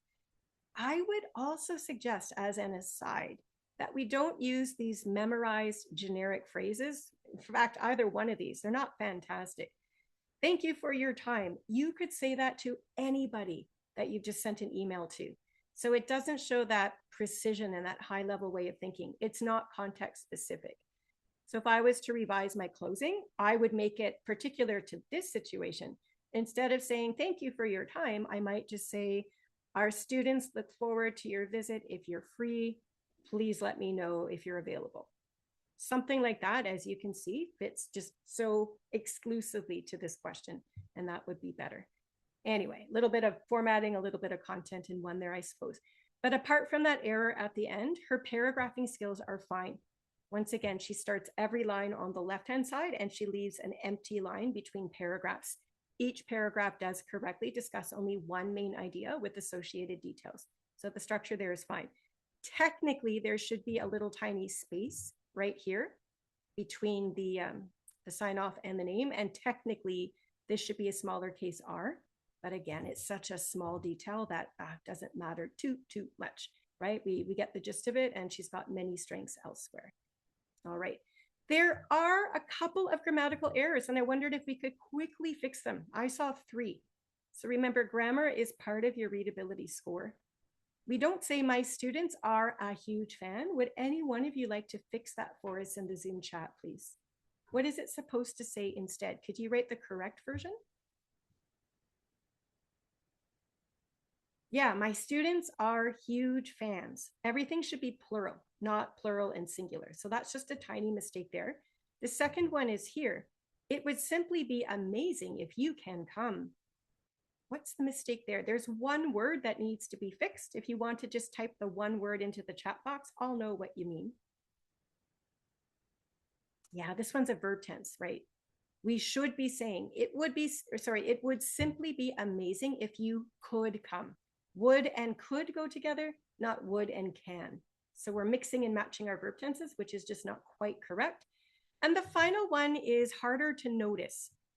This one almost looks correct, but we can make it even better by cutting down on some of the unnecessary words. Let's be more concise. Rather than inspire them on how to create, can't we just say inspire them to create? That would just be a lot more to the point.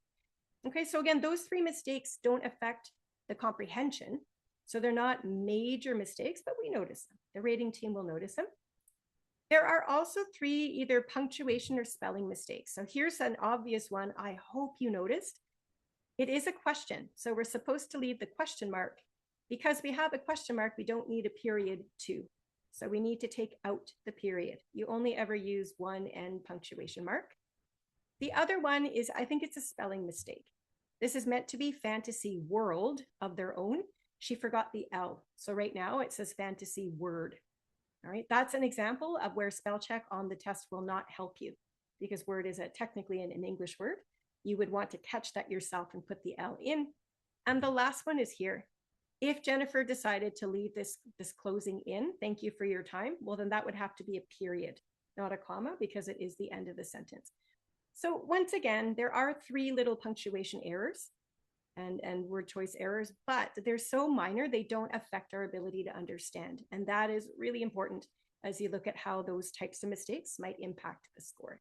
Minor mistakes don't tend to impact the score too much. All right, almost done with her. Let's move on to task fulfillment. Final category pictured here on the right-hand side. The guiding question is, how well did you follow instructions and did you use an appropriate tone? So I thought what we could do is give Jennifer a report card. At the bottom of the screen, I'm asking the question, are all of the tasks from the test instructions fully addressed? The first one there you can see says an introduction to the school and the class.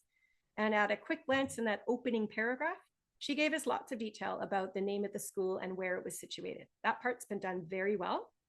Did you notice that at no time during her response did Jennifer mention the grade or the number of students? So she just completely forgot that little part. So yes, it's a mistake. Let's see how well she's done on the other tasks. If she makes lots of mistakes like this, it's going to have a negative effect. If this is the only mistake, then it's not going to matter as much. So let's keep going and see. The second bulleted point there says, why did the children like the writer's books? This one was done quite well, I thought. That whole second paragraph talks about how the students hang on to every word. They can't wait to see what Misty and that lonely dragon Harold will get up to next. That part's been done incredibly well. All right, so moving on to the invitation. It's there, but once again, you can see how vague and general it is. If you say to Ms. Miller, in the next 2 weeks, Ms. Miller might not know exactly what dates or times you have in mind. So even though she addresses the task, I think more precision with the range of dates or times would have been helpful here. And last but not least, that activity of what Ms. Miller could do with the students. It is there. She does say, explain how you created Unicorn Land. But remember, Jennifer repeats that idea about 3 times and doesn't develop it further, nor does she include any kind of activity for the students to do. So I think adding in those details would actually make this a lot more interesting. Right? So overall, luckily for her, she only forgot one detail, which is the actual class that she teaches. She has addressed everything else, but you can see that she actually supports some details better than others. So there is still room for development as far as the details go. All righty. What about the tone? I'd say it's pretty respectful all the way through. The only thing that we would want to fix for tone to make it really respectful is to reformat that greeting. And I think I pointed that out when we began with Jennifer's response. Rather than dear Christine Miller, we want to say dear Ms. Miller to, again, be respectful of the fact that we don't know Ms. Miller personally, so we should not be using her first name. But apart from that, everything else looks great. Thank you for your time, kind regards. Everything's quite respectful. As we said, word count is also adequate at the bottom, 196 words. So let's move on to our last assessment for the writing task 1 before we jump into a new test question here. What do you think? How has Jennifer done? So just to remind you, or in case you've just joined us halfway through today's session, we've already seen an example of level 7 and an example of level 12.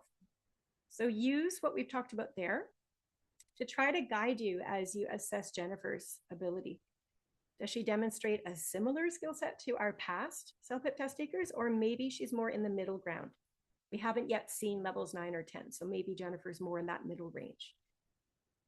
So I'll give you about 5 more seconds. We'll see what you think. Okay. Yep. All right. I'm pleased to see this.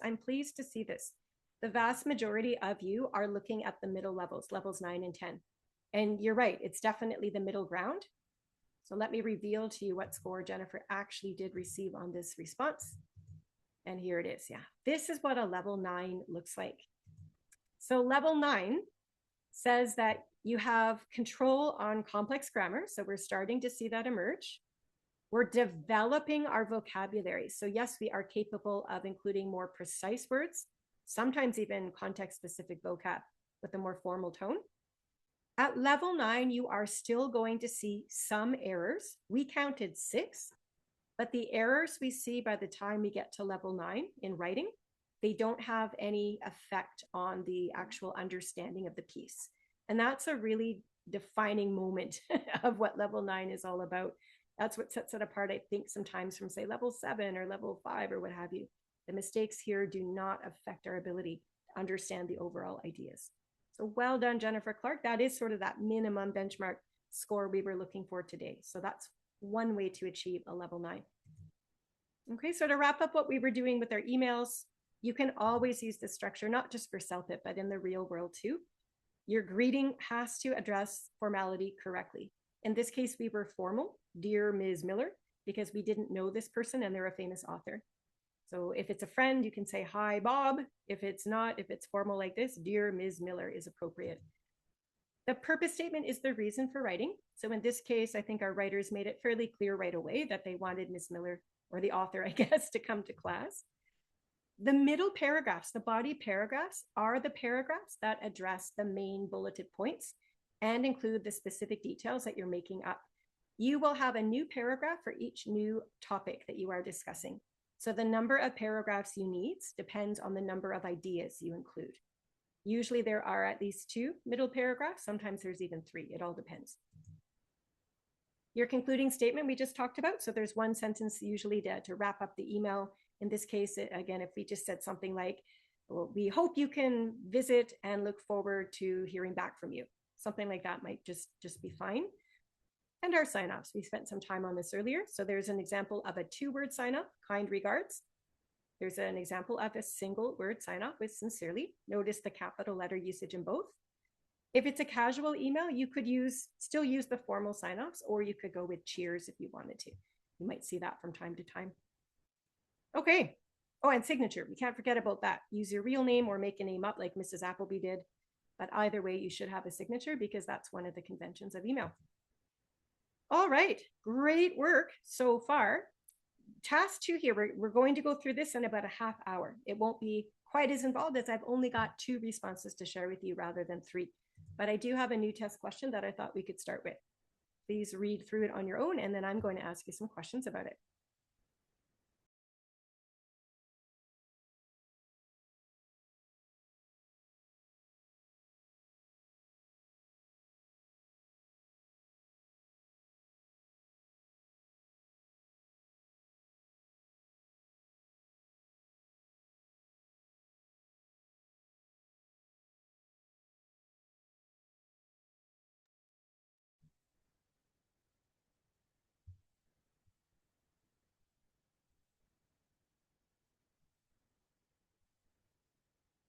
All right, hopefully that was enough time.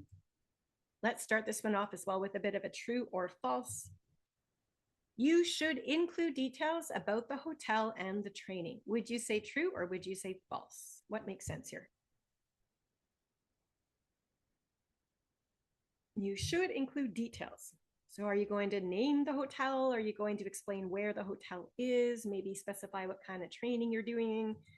And I'm so happy to see that you've learned from all the other responses we've talked about so far. Yeah, people who are able to come up with these interesting and specific details are the ones who score higher on their test, plain and simple. It's going to really help your content and your vocabulary alike. What about this one? You can support your choice. So let's say you chose option A and find weaknesses with the other choice. So say option B. Would that be true? Would that be false?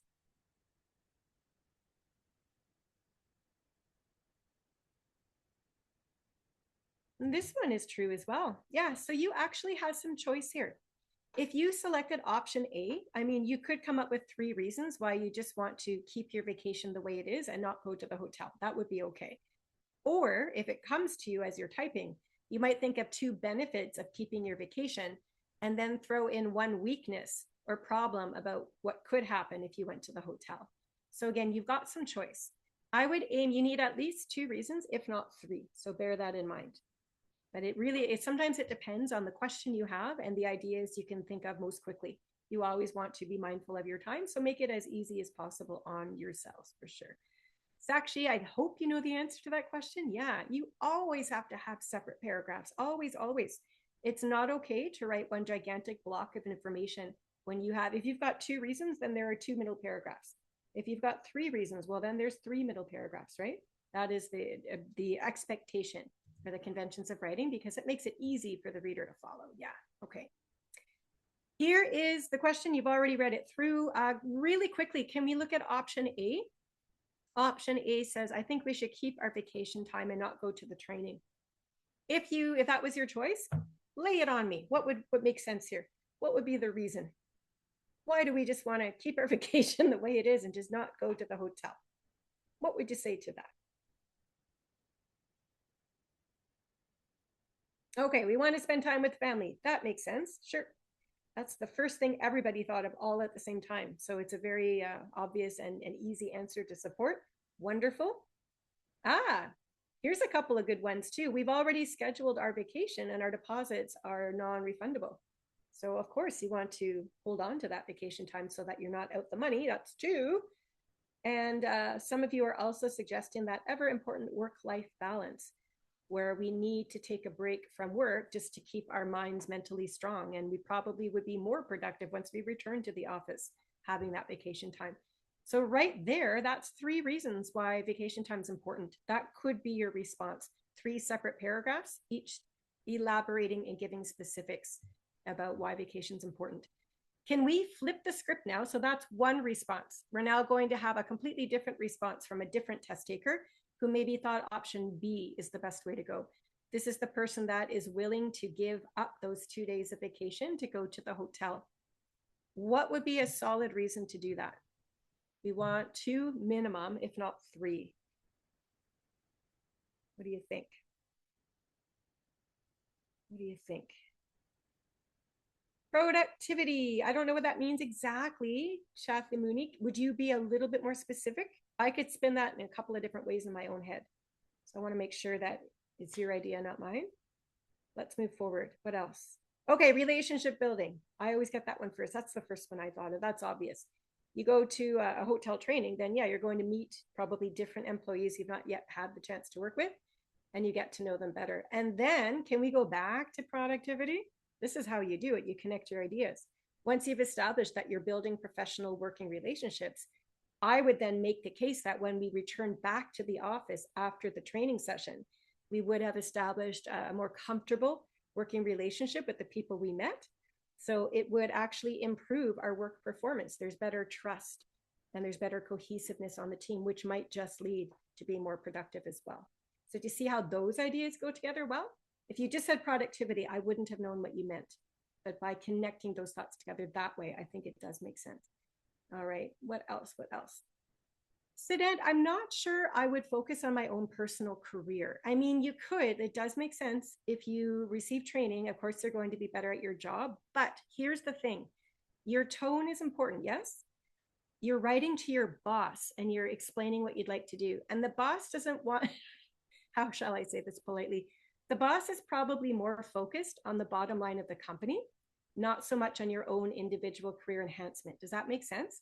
So even though I agree with you, you agree with you, if you would phrase this to really hit more of the boss's benefit, I think that would help your tone.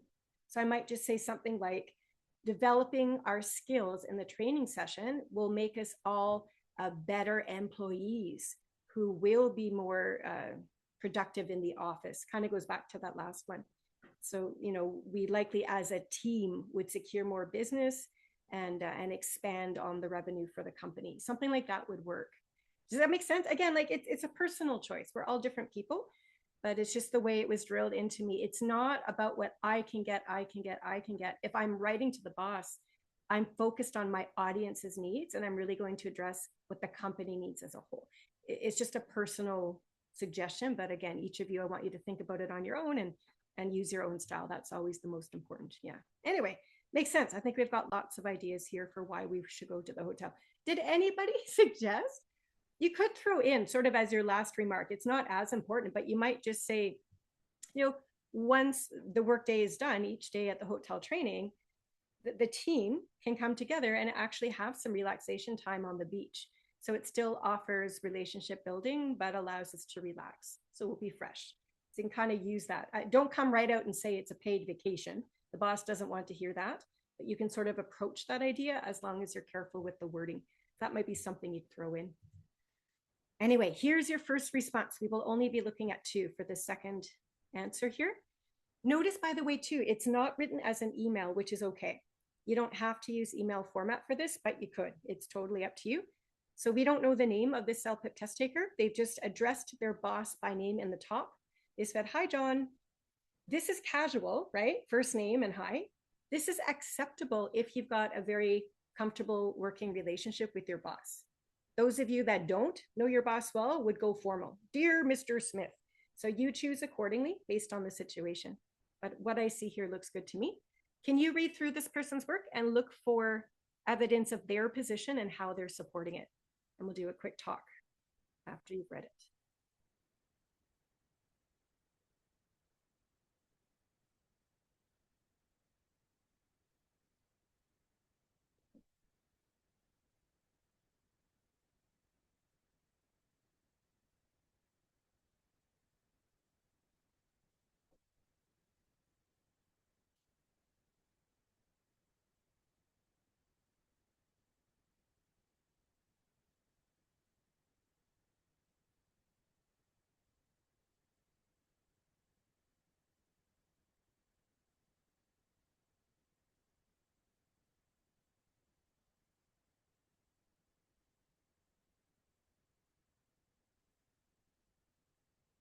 Okay.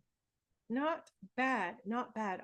As always, we see some things that we really like, and there are a few skills that we definitely want to improve a little bit. I'm going to go back to my backwards approach and start with task fulfillment, because what I want to check first of all is we understand what this writer's position is.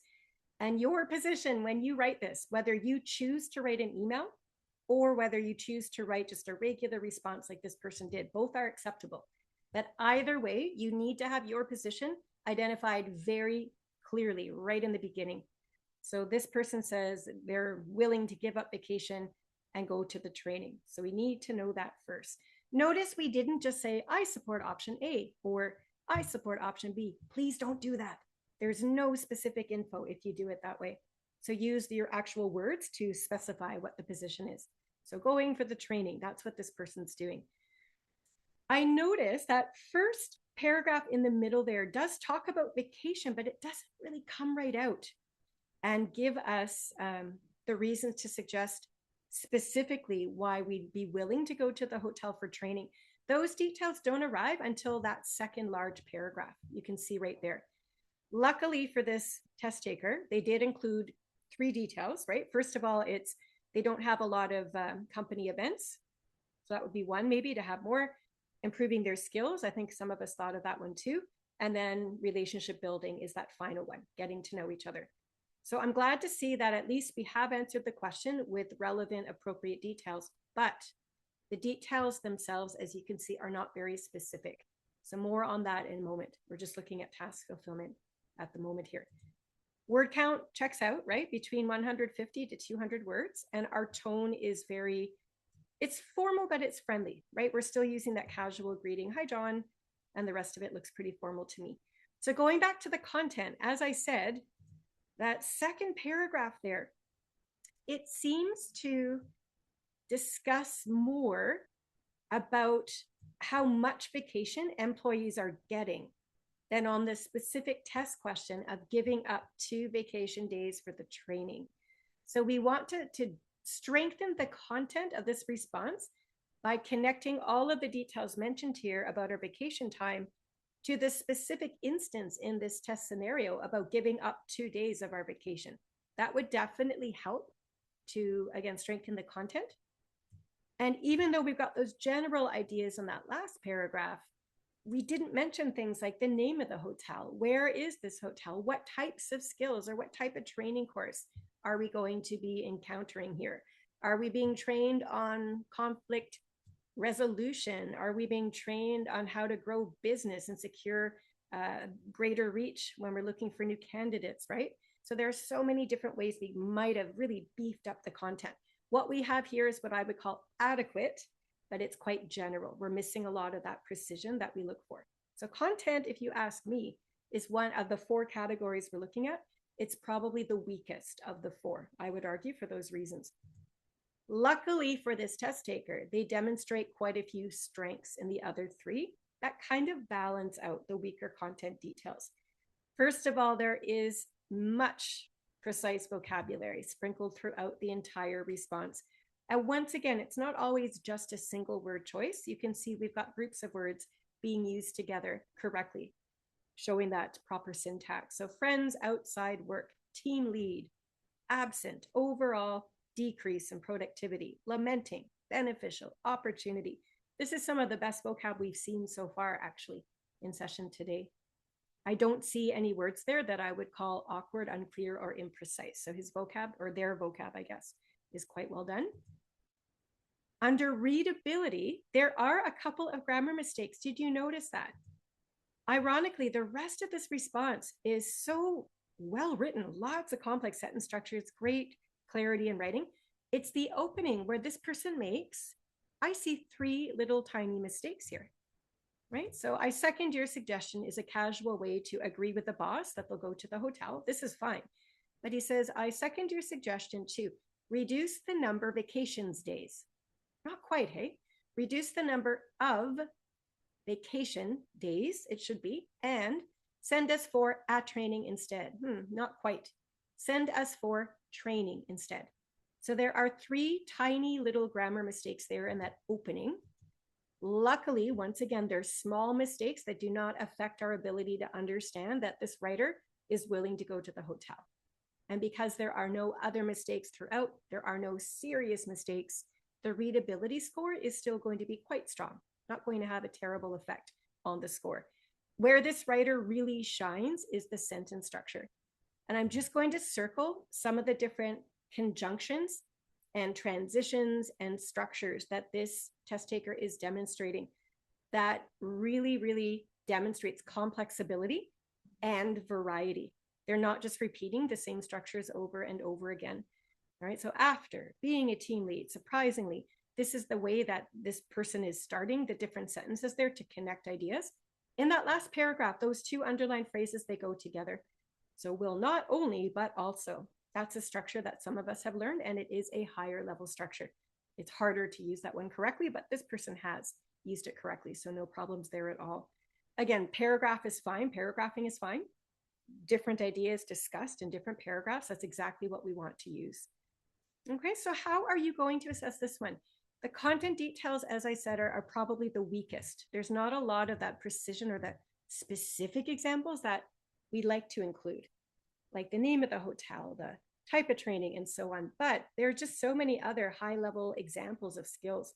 Sentence structure, vocabulary, tone is fine, right? So always go back and forth. Think of strengths, think of weaknesses. Address all 4 categories. Don't just base your assessment on one category. Give you about 10 more seconds to make your guess. And as a reminder, we've already seen a level 7, a 9, and a 12 so far today. And we have 2 responses left, this one included. So what do you think? Alrighty, let's see what you thought here. So once again, you're close to the middle ground again, level 9 and 10, and you're right, it is in the middle ground for sure, but it looks like more of you, 50% are suggesting level 9 and only 26% are suggesting level 10. This one, this is your level 10. This is your level 10.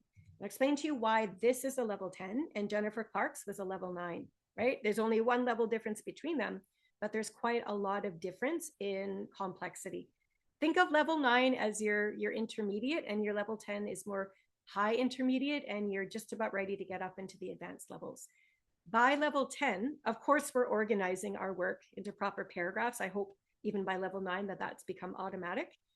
But level 10 has much more consistent control over those complex grammar sentences and constructions. When you get your study pack, I encourage you to look at Jennifer Clark's writing and then look at this person's writing. Just look at the grammar and sentence structures, and you're going to see so much more sophistication and complexity in this response level 10.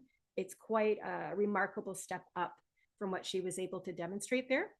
The vocabulary as well is definitely precise, formal, and specialist, as we see in levels 11 and 12 as well. But we still have a couple of little errors. You notice that first line, I think we had 3 little tiny errors we wanted to smooth out. But overall, this level 10, we're starting to write longer texts that are a bit more demanding and abstract. So that's a major difference between the two. Alrighty, let's finish off. We've got about 10 minutes remaining, which is perfect for this last response. This is Larry. I'm looking at the bottom of this email. Larry is writing to Mr. Smith, who I presume is his boss. This is the same question about the job training at the hotel. Larry has chosen to write an email, which is totally acceptable. You can either do an email like this or do a regular format like our last test taker did. Anyway, please take about 30 seconds to skim it over, and then we'll do a deep dive, and then we're done for the day.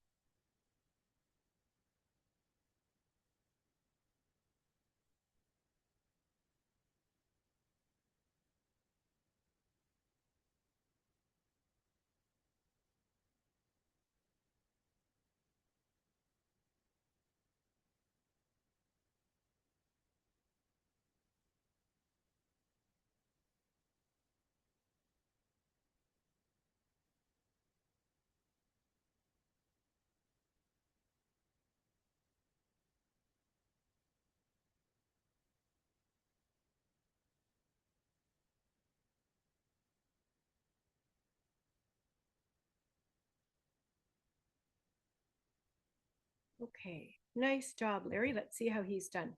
So as a reminder, this is our final assessment for today. So once again, I've got the guiding questions in blue for you on the right of your screen to remind us all what the rating team would like us to demonstrate to the best of our ability, starting with the content right now. So how well are Larry's ideas organized? How well are they developed with examples and so on? So look at his opening. This is where the purpose does go. One of you just asked in the chat box, do we have to state our purpose? Well, yes, you do. And you need to do it right away. If you don't put your purpose in the opening, the reader has no idea what you're talking about. So please, step 1, state your case. Clearly, Larry wants to keep his, it's a little bit unclear actually. He says he'd like to keep the vacation policy. I think what he means, the wording is poor, but what he means is he'd rather keep his vacation and not go on to the hotel. So that's the option he is selecting.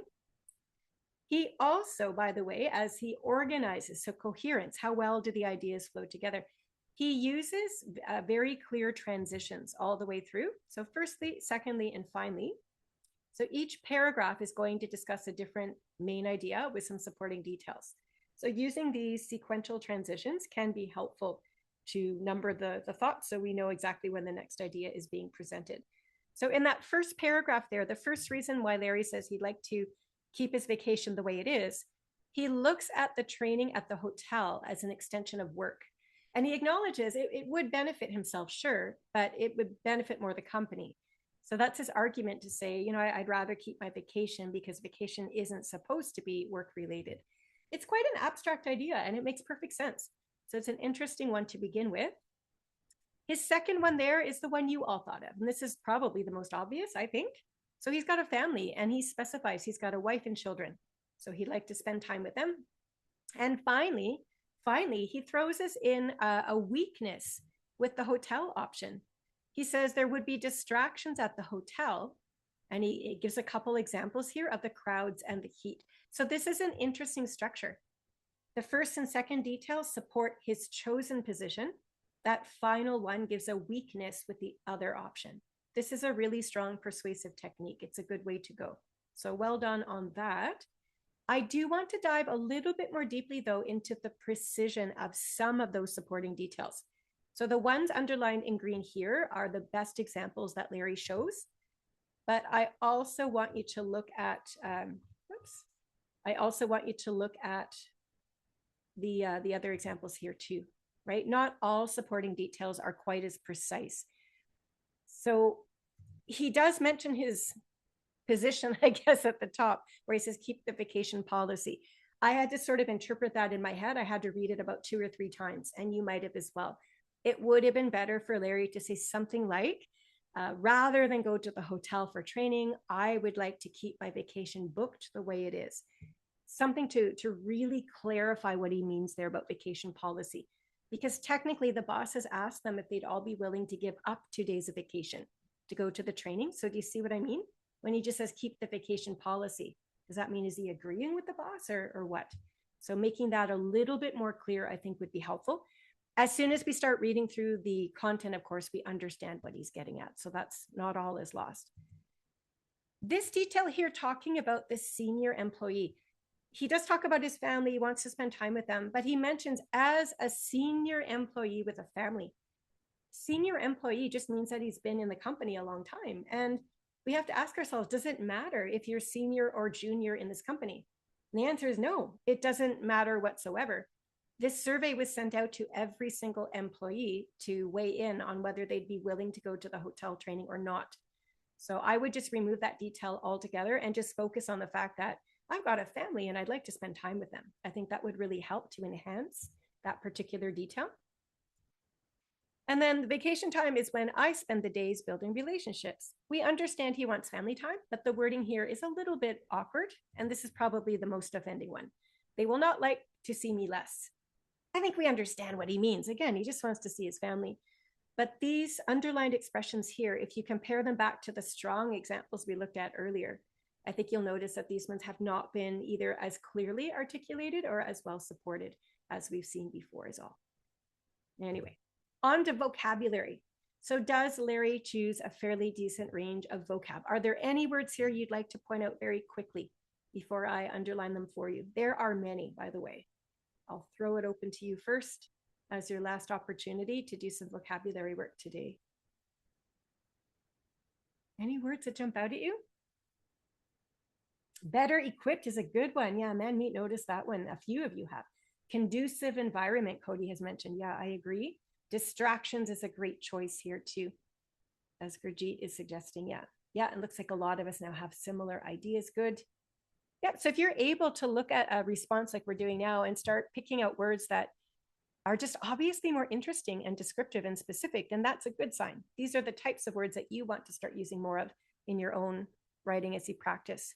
So I think I had most of the ones that you did as well.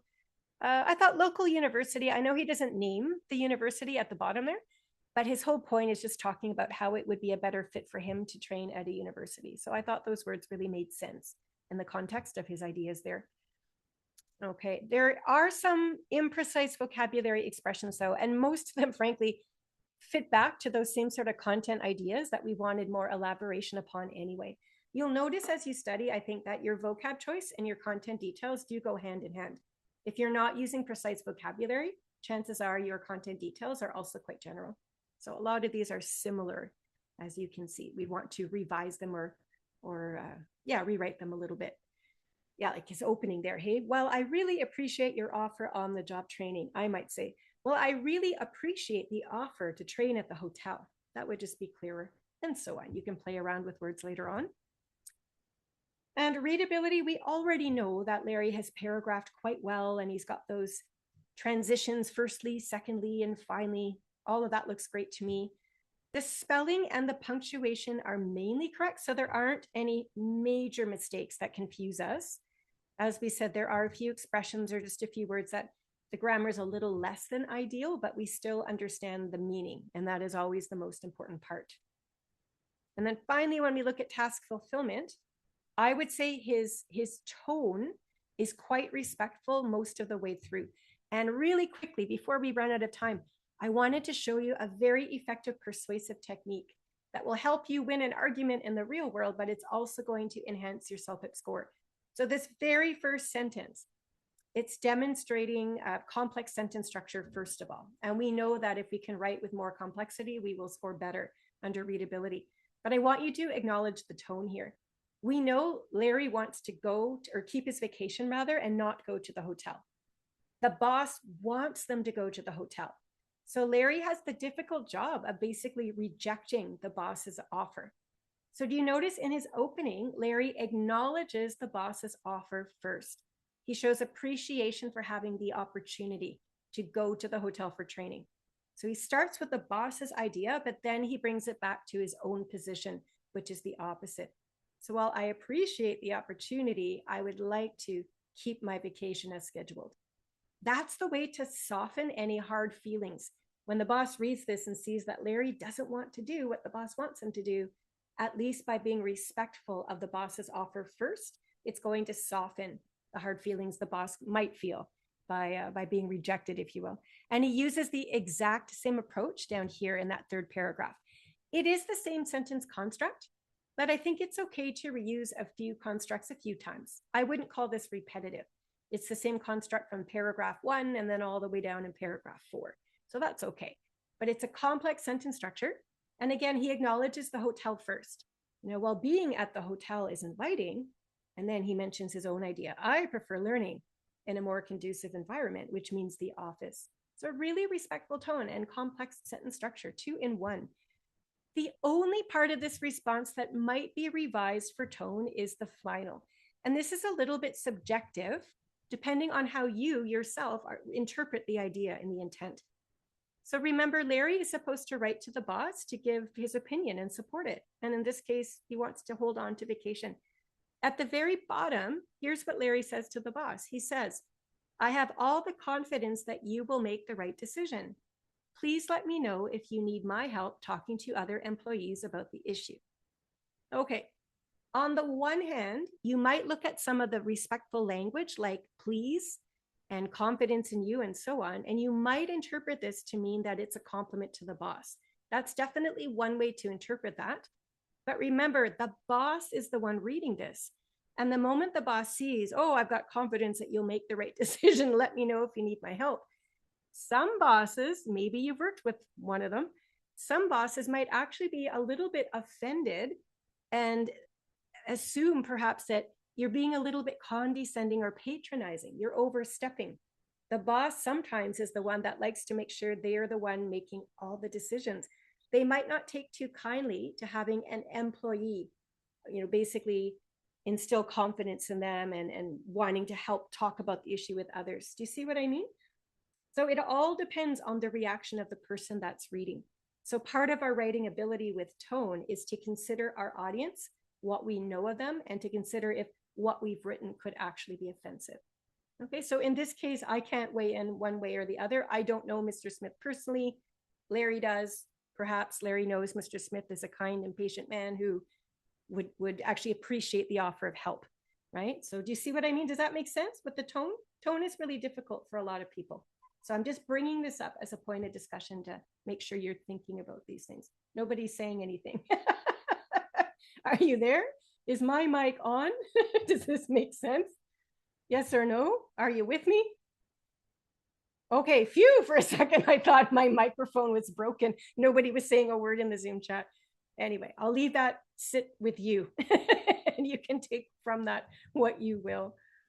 Anyway, last but not least, let's just go ahead and guess the next level here. Yeah, let's just do that. So I'm going to launch the very last poll. Here we go. You've seen all of these scores before, so this is going to be a repeat. Is it a level 7? Is it a 9? Is it a 10? Is it a 12? What do you think? It's a matter of putting together everything we've talked about and practiced together today?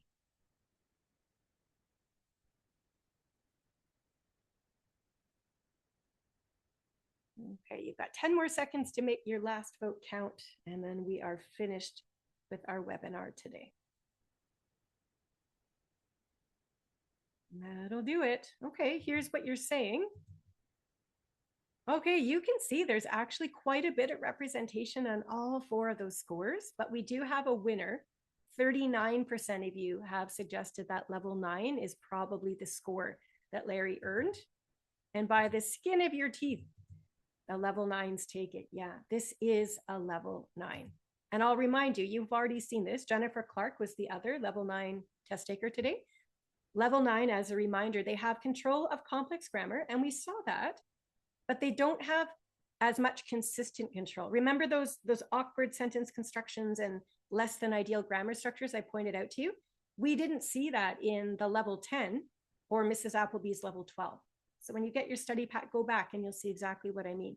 So yeah, we've got control over the complex grammar, but there's still going to be many more mistakes at this level than what we would expect to see at 10 or 12 or 11 for that matter.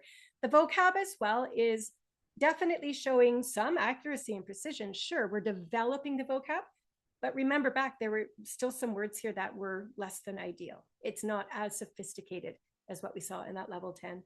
You will see more errors at level 9 than, of course, you would see in levels 10 to 12. Luckily for Larry, there was no major mistake that we saw in any of his work that allowed us or that misled us, right? We always knew what he meant to say, even if the language was sometimes a little bit unclear. So that's part and parcel of what makes up a level 9 as well. Yeah. Alrighty, we are done with the content. So if you've got any last minute questions about CELPIP in general or the writing test in particular, please place those questions in the Zoom chat before we log out. I will remind everyone here that if you are a newcomer to Canada and need to open a bank account, the CELPIP test has a partnership with the National Bank of Canada. And as long as you follow the links on the CELPIP website and open a bank account that way with them, they will give you a $300 cashback option, which will pay for the base cost of your CELPIP test. So that's applicable only if you're looking to open a bank account, of course. I know some of you earlier today mentioned that you would be taking CELPIP for your postgraduate work permit applications. So of course, I wanted to remind you that yes, you can. You can also take it for your immigration journeys and so on. We do have 9 free Zoom webinars that we deliver. We deliver most of them each month. You just would sign up the same way you signed up for today's session. So make your way to the CELPIP website. Under the free prep section, you will find the webinars and workshops. You'll see what day and what time and what instructor is teaching each of these sessions. So we hope to see you back. And we also encourage you to take all 9 of these sessions before you sit for the official test. Because as you can see, you'll have 2 hours of devotion to each study skill, whether it's listening, reading, writing, or speaking. We have a YouTube channel as well, which is called CELPIP Official. And this is the channel where we keep the recordings of our free live webinars. Writing Target 9+, which is what we're doing right now, is one of them. So you can either wait for us to email you with your study pack and click the links to find your way to the recorded version, or you can take initiative and go to the YouTube channel yourself and simply find the playlist of live lessons. That's either way, you'll be able to watch again. We also have other series that are posted to YouTube, like Study Tips and CELPIP Live. All of these are free. So you'll have hours upon hours of free instruction if you wanted to take a look at the playlist there. And for those of you wondering, we focused only on levels 7, 9, 10, and 12 in writing today. But if you'd like to see examples of all levels of writing, and even for speaking, please make your way to your CELPIP website. This is the homepage I'm showing you on screen. And if you have a look at those menu options up top, it's the second one that says Prepare for CELPIP. You'll want to go to the score comparison chart label. And when you scroll down there, you're going to see that same performance standard chart and descriptors. You'll notice you can access speaking scores or writing scores. So you decide. All right, when you scroll below that, we're looking at level 12 right now, actually. You've got 3 other tabs to alternate between. So sample responses, response analysis, level descriptors. And at the very bottom, you've got a list of every single level for CELPIP. So you decide which level you want to focus on. Let's pretend it's level 10. So we click there. We're looking at the writing sections for now. or maybe speaking, I don't remember. You click the sample response, you'll be able to review the test question, and then you'll be able to either listen to the 2 speaking responses for that question or read over the writing responses.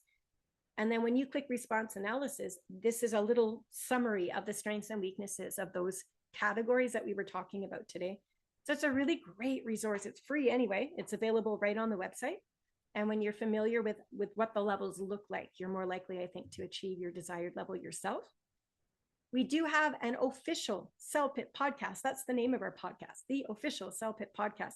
You can either access the episodes under the blog section of our website, or simply download these podcasts from Spotify or Apple or wherever else you get your podcasts from. And a reminder, we have those 2 free practice tests right on the website. So please take those 2 tests for free before you take the official test, so you'll have more practice. Once you've exhausted your free prep materials, you will be able to visit the online bookstore and you can make a purchase if you are looking to spend a little bit of money. We sell additional practice tests and online courses and study guides and so on. There's a little write-up of each product right on the website there. You're looking at a list of the regular price items, and from time to time, we have 50% off sales. So if you wanted to save a bit of money and you're not in a rush, keep an eye on our social media channels to know when the next sale is upcoming. That's what I would advise. And one more little freebie we can throw in here is when you actually register for your CELPIP test, you're going to be given a little bit of time to explore one of our online courses. And that course is called the Accelerate program. So Accelerate includes more than 30 videos of instruction and includes lots of quizzes and practice activities and test questions. So rather than purchase the entire course and complete it, as I say, when you register for the CELPIP test, you'll get 5 hours to try out the online course for the general test, or 2.5 hours to try it out for the general LS test. And if you like the course enough, of course, you can purchase the entire course itself. But it's just a little sample. We call it the CELPIP Accelerate Starter to give you time to try it out first. If you have a little bit of money and want to commit to a prep program, please visit our website to find a listing of all of the institutions that offer actual CELPIP courses, either online or in person.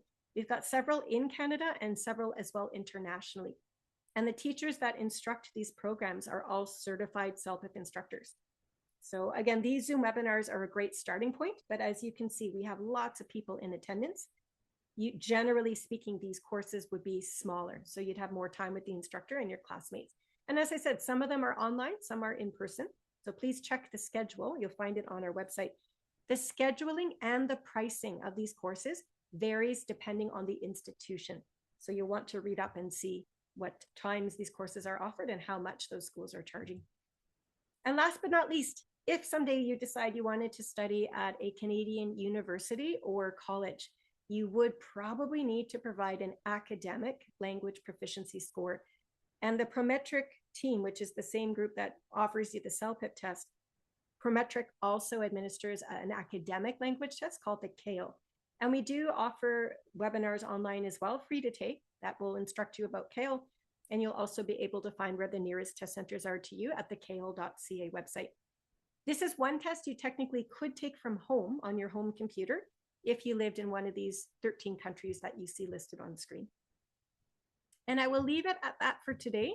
You do have the customer service email towards the top there, info@celpip.ca. Please feel free to reach out to them if you ever have any questions. And again, our website and our bookstore website listed there as well. Reminders about our 4 social media channels. Everything here posted would be free to access. And that YouTube channel does still offer free instructional episodes. We go live every second Thursday at 9:30 in the morning Pacific time on YouTube with some sort of focused lesson on CELPIP. And also Instagram. We tend to go live there fairly often, sometimes with different teachers or guests or prep providers. And the schedule varies. So if you're subscribed to that channel, you probably have an idea about when the next session is coming up. So thank you so much for joining us today. We always get so much work done together in session. So I do appreciate all of the high participation from all of you in the chat box. That's great. We will be back, I guess, check the schedule for the next session, and we might just see the next one. Might see you back.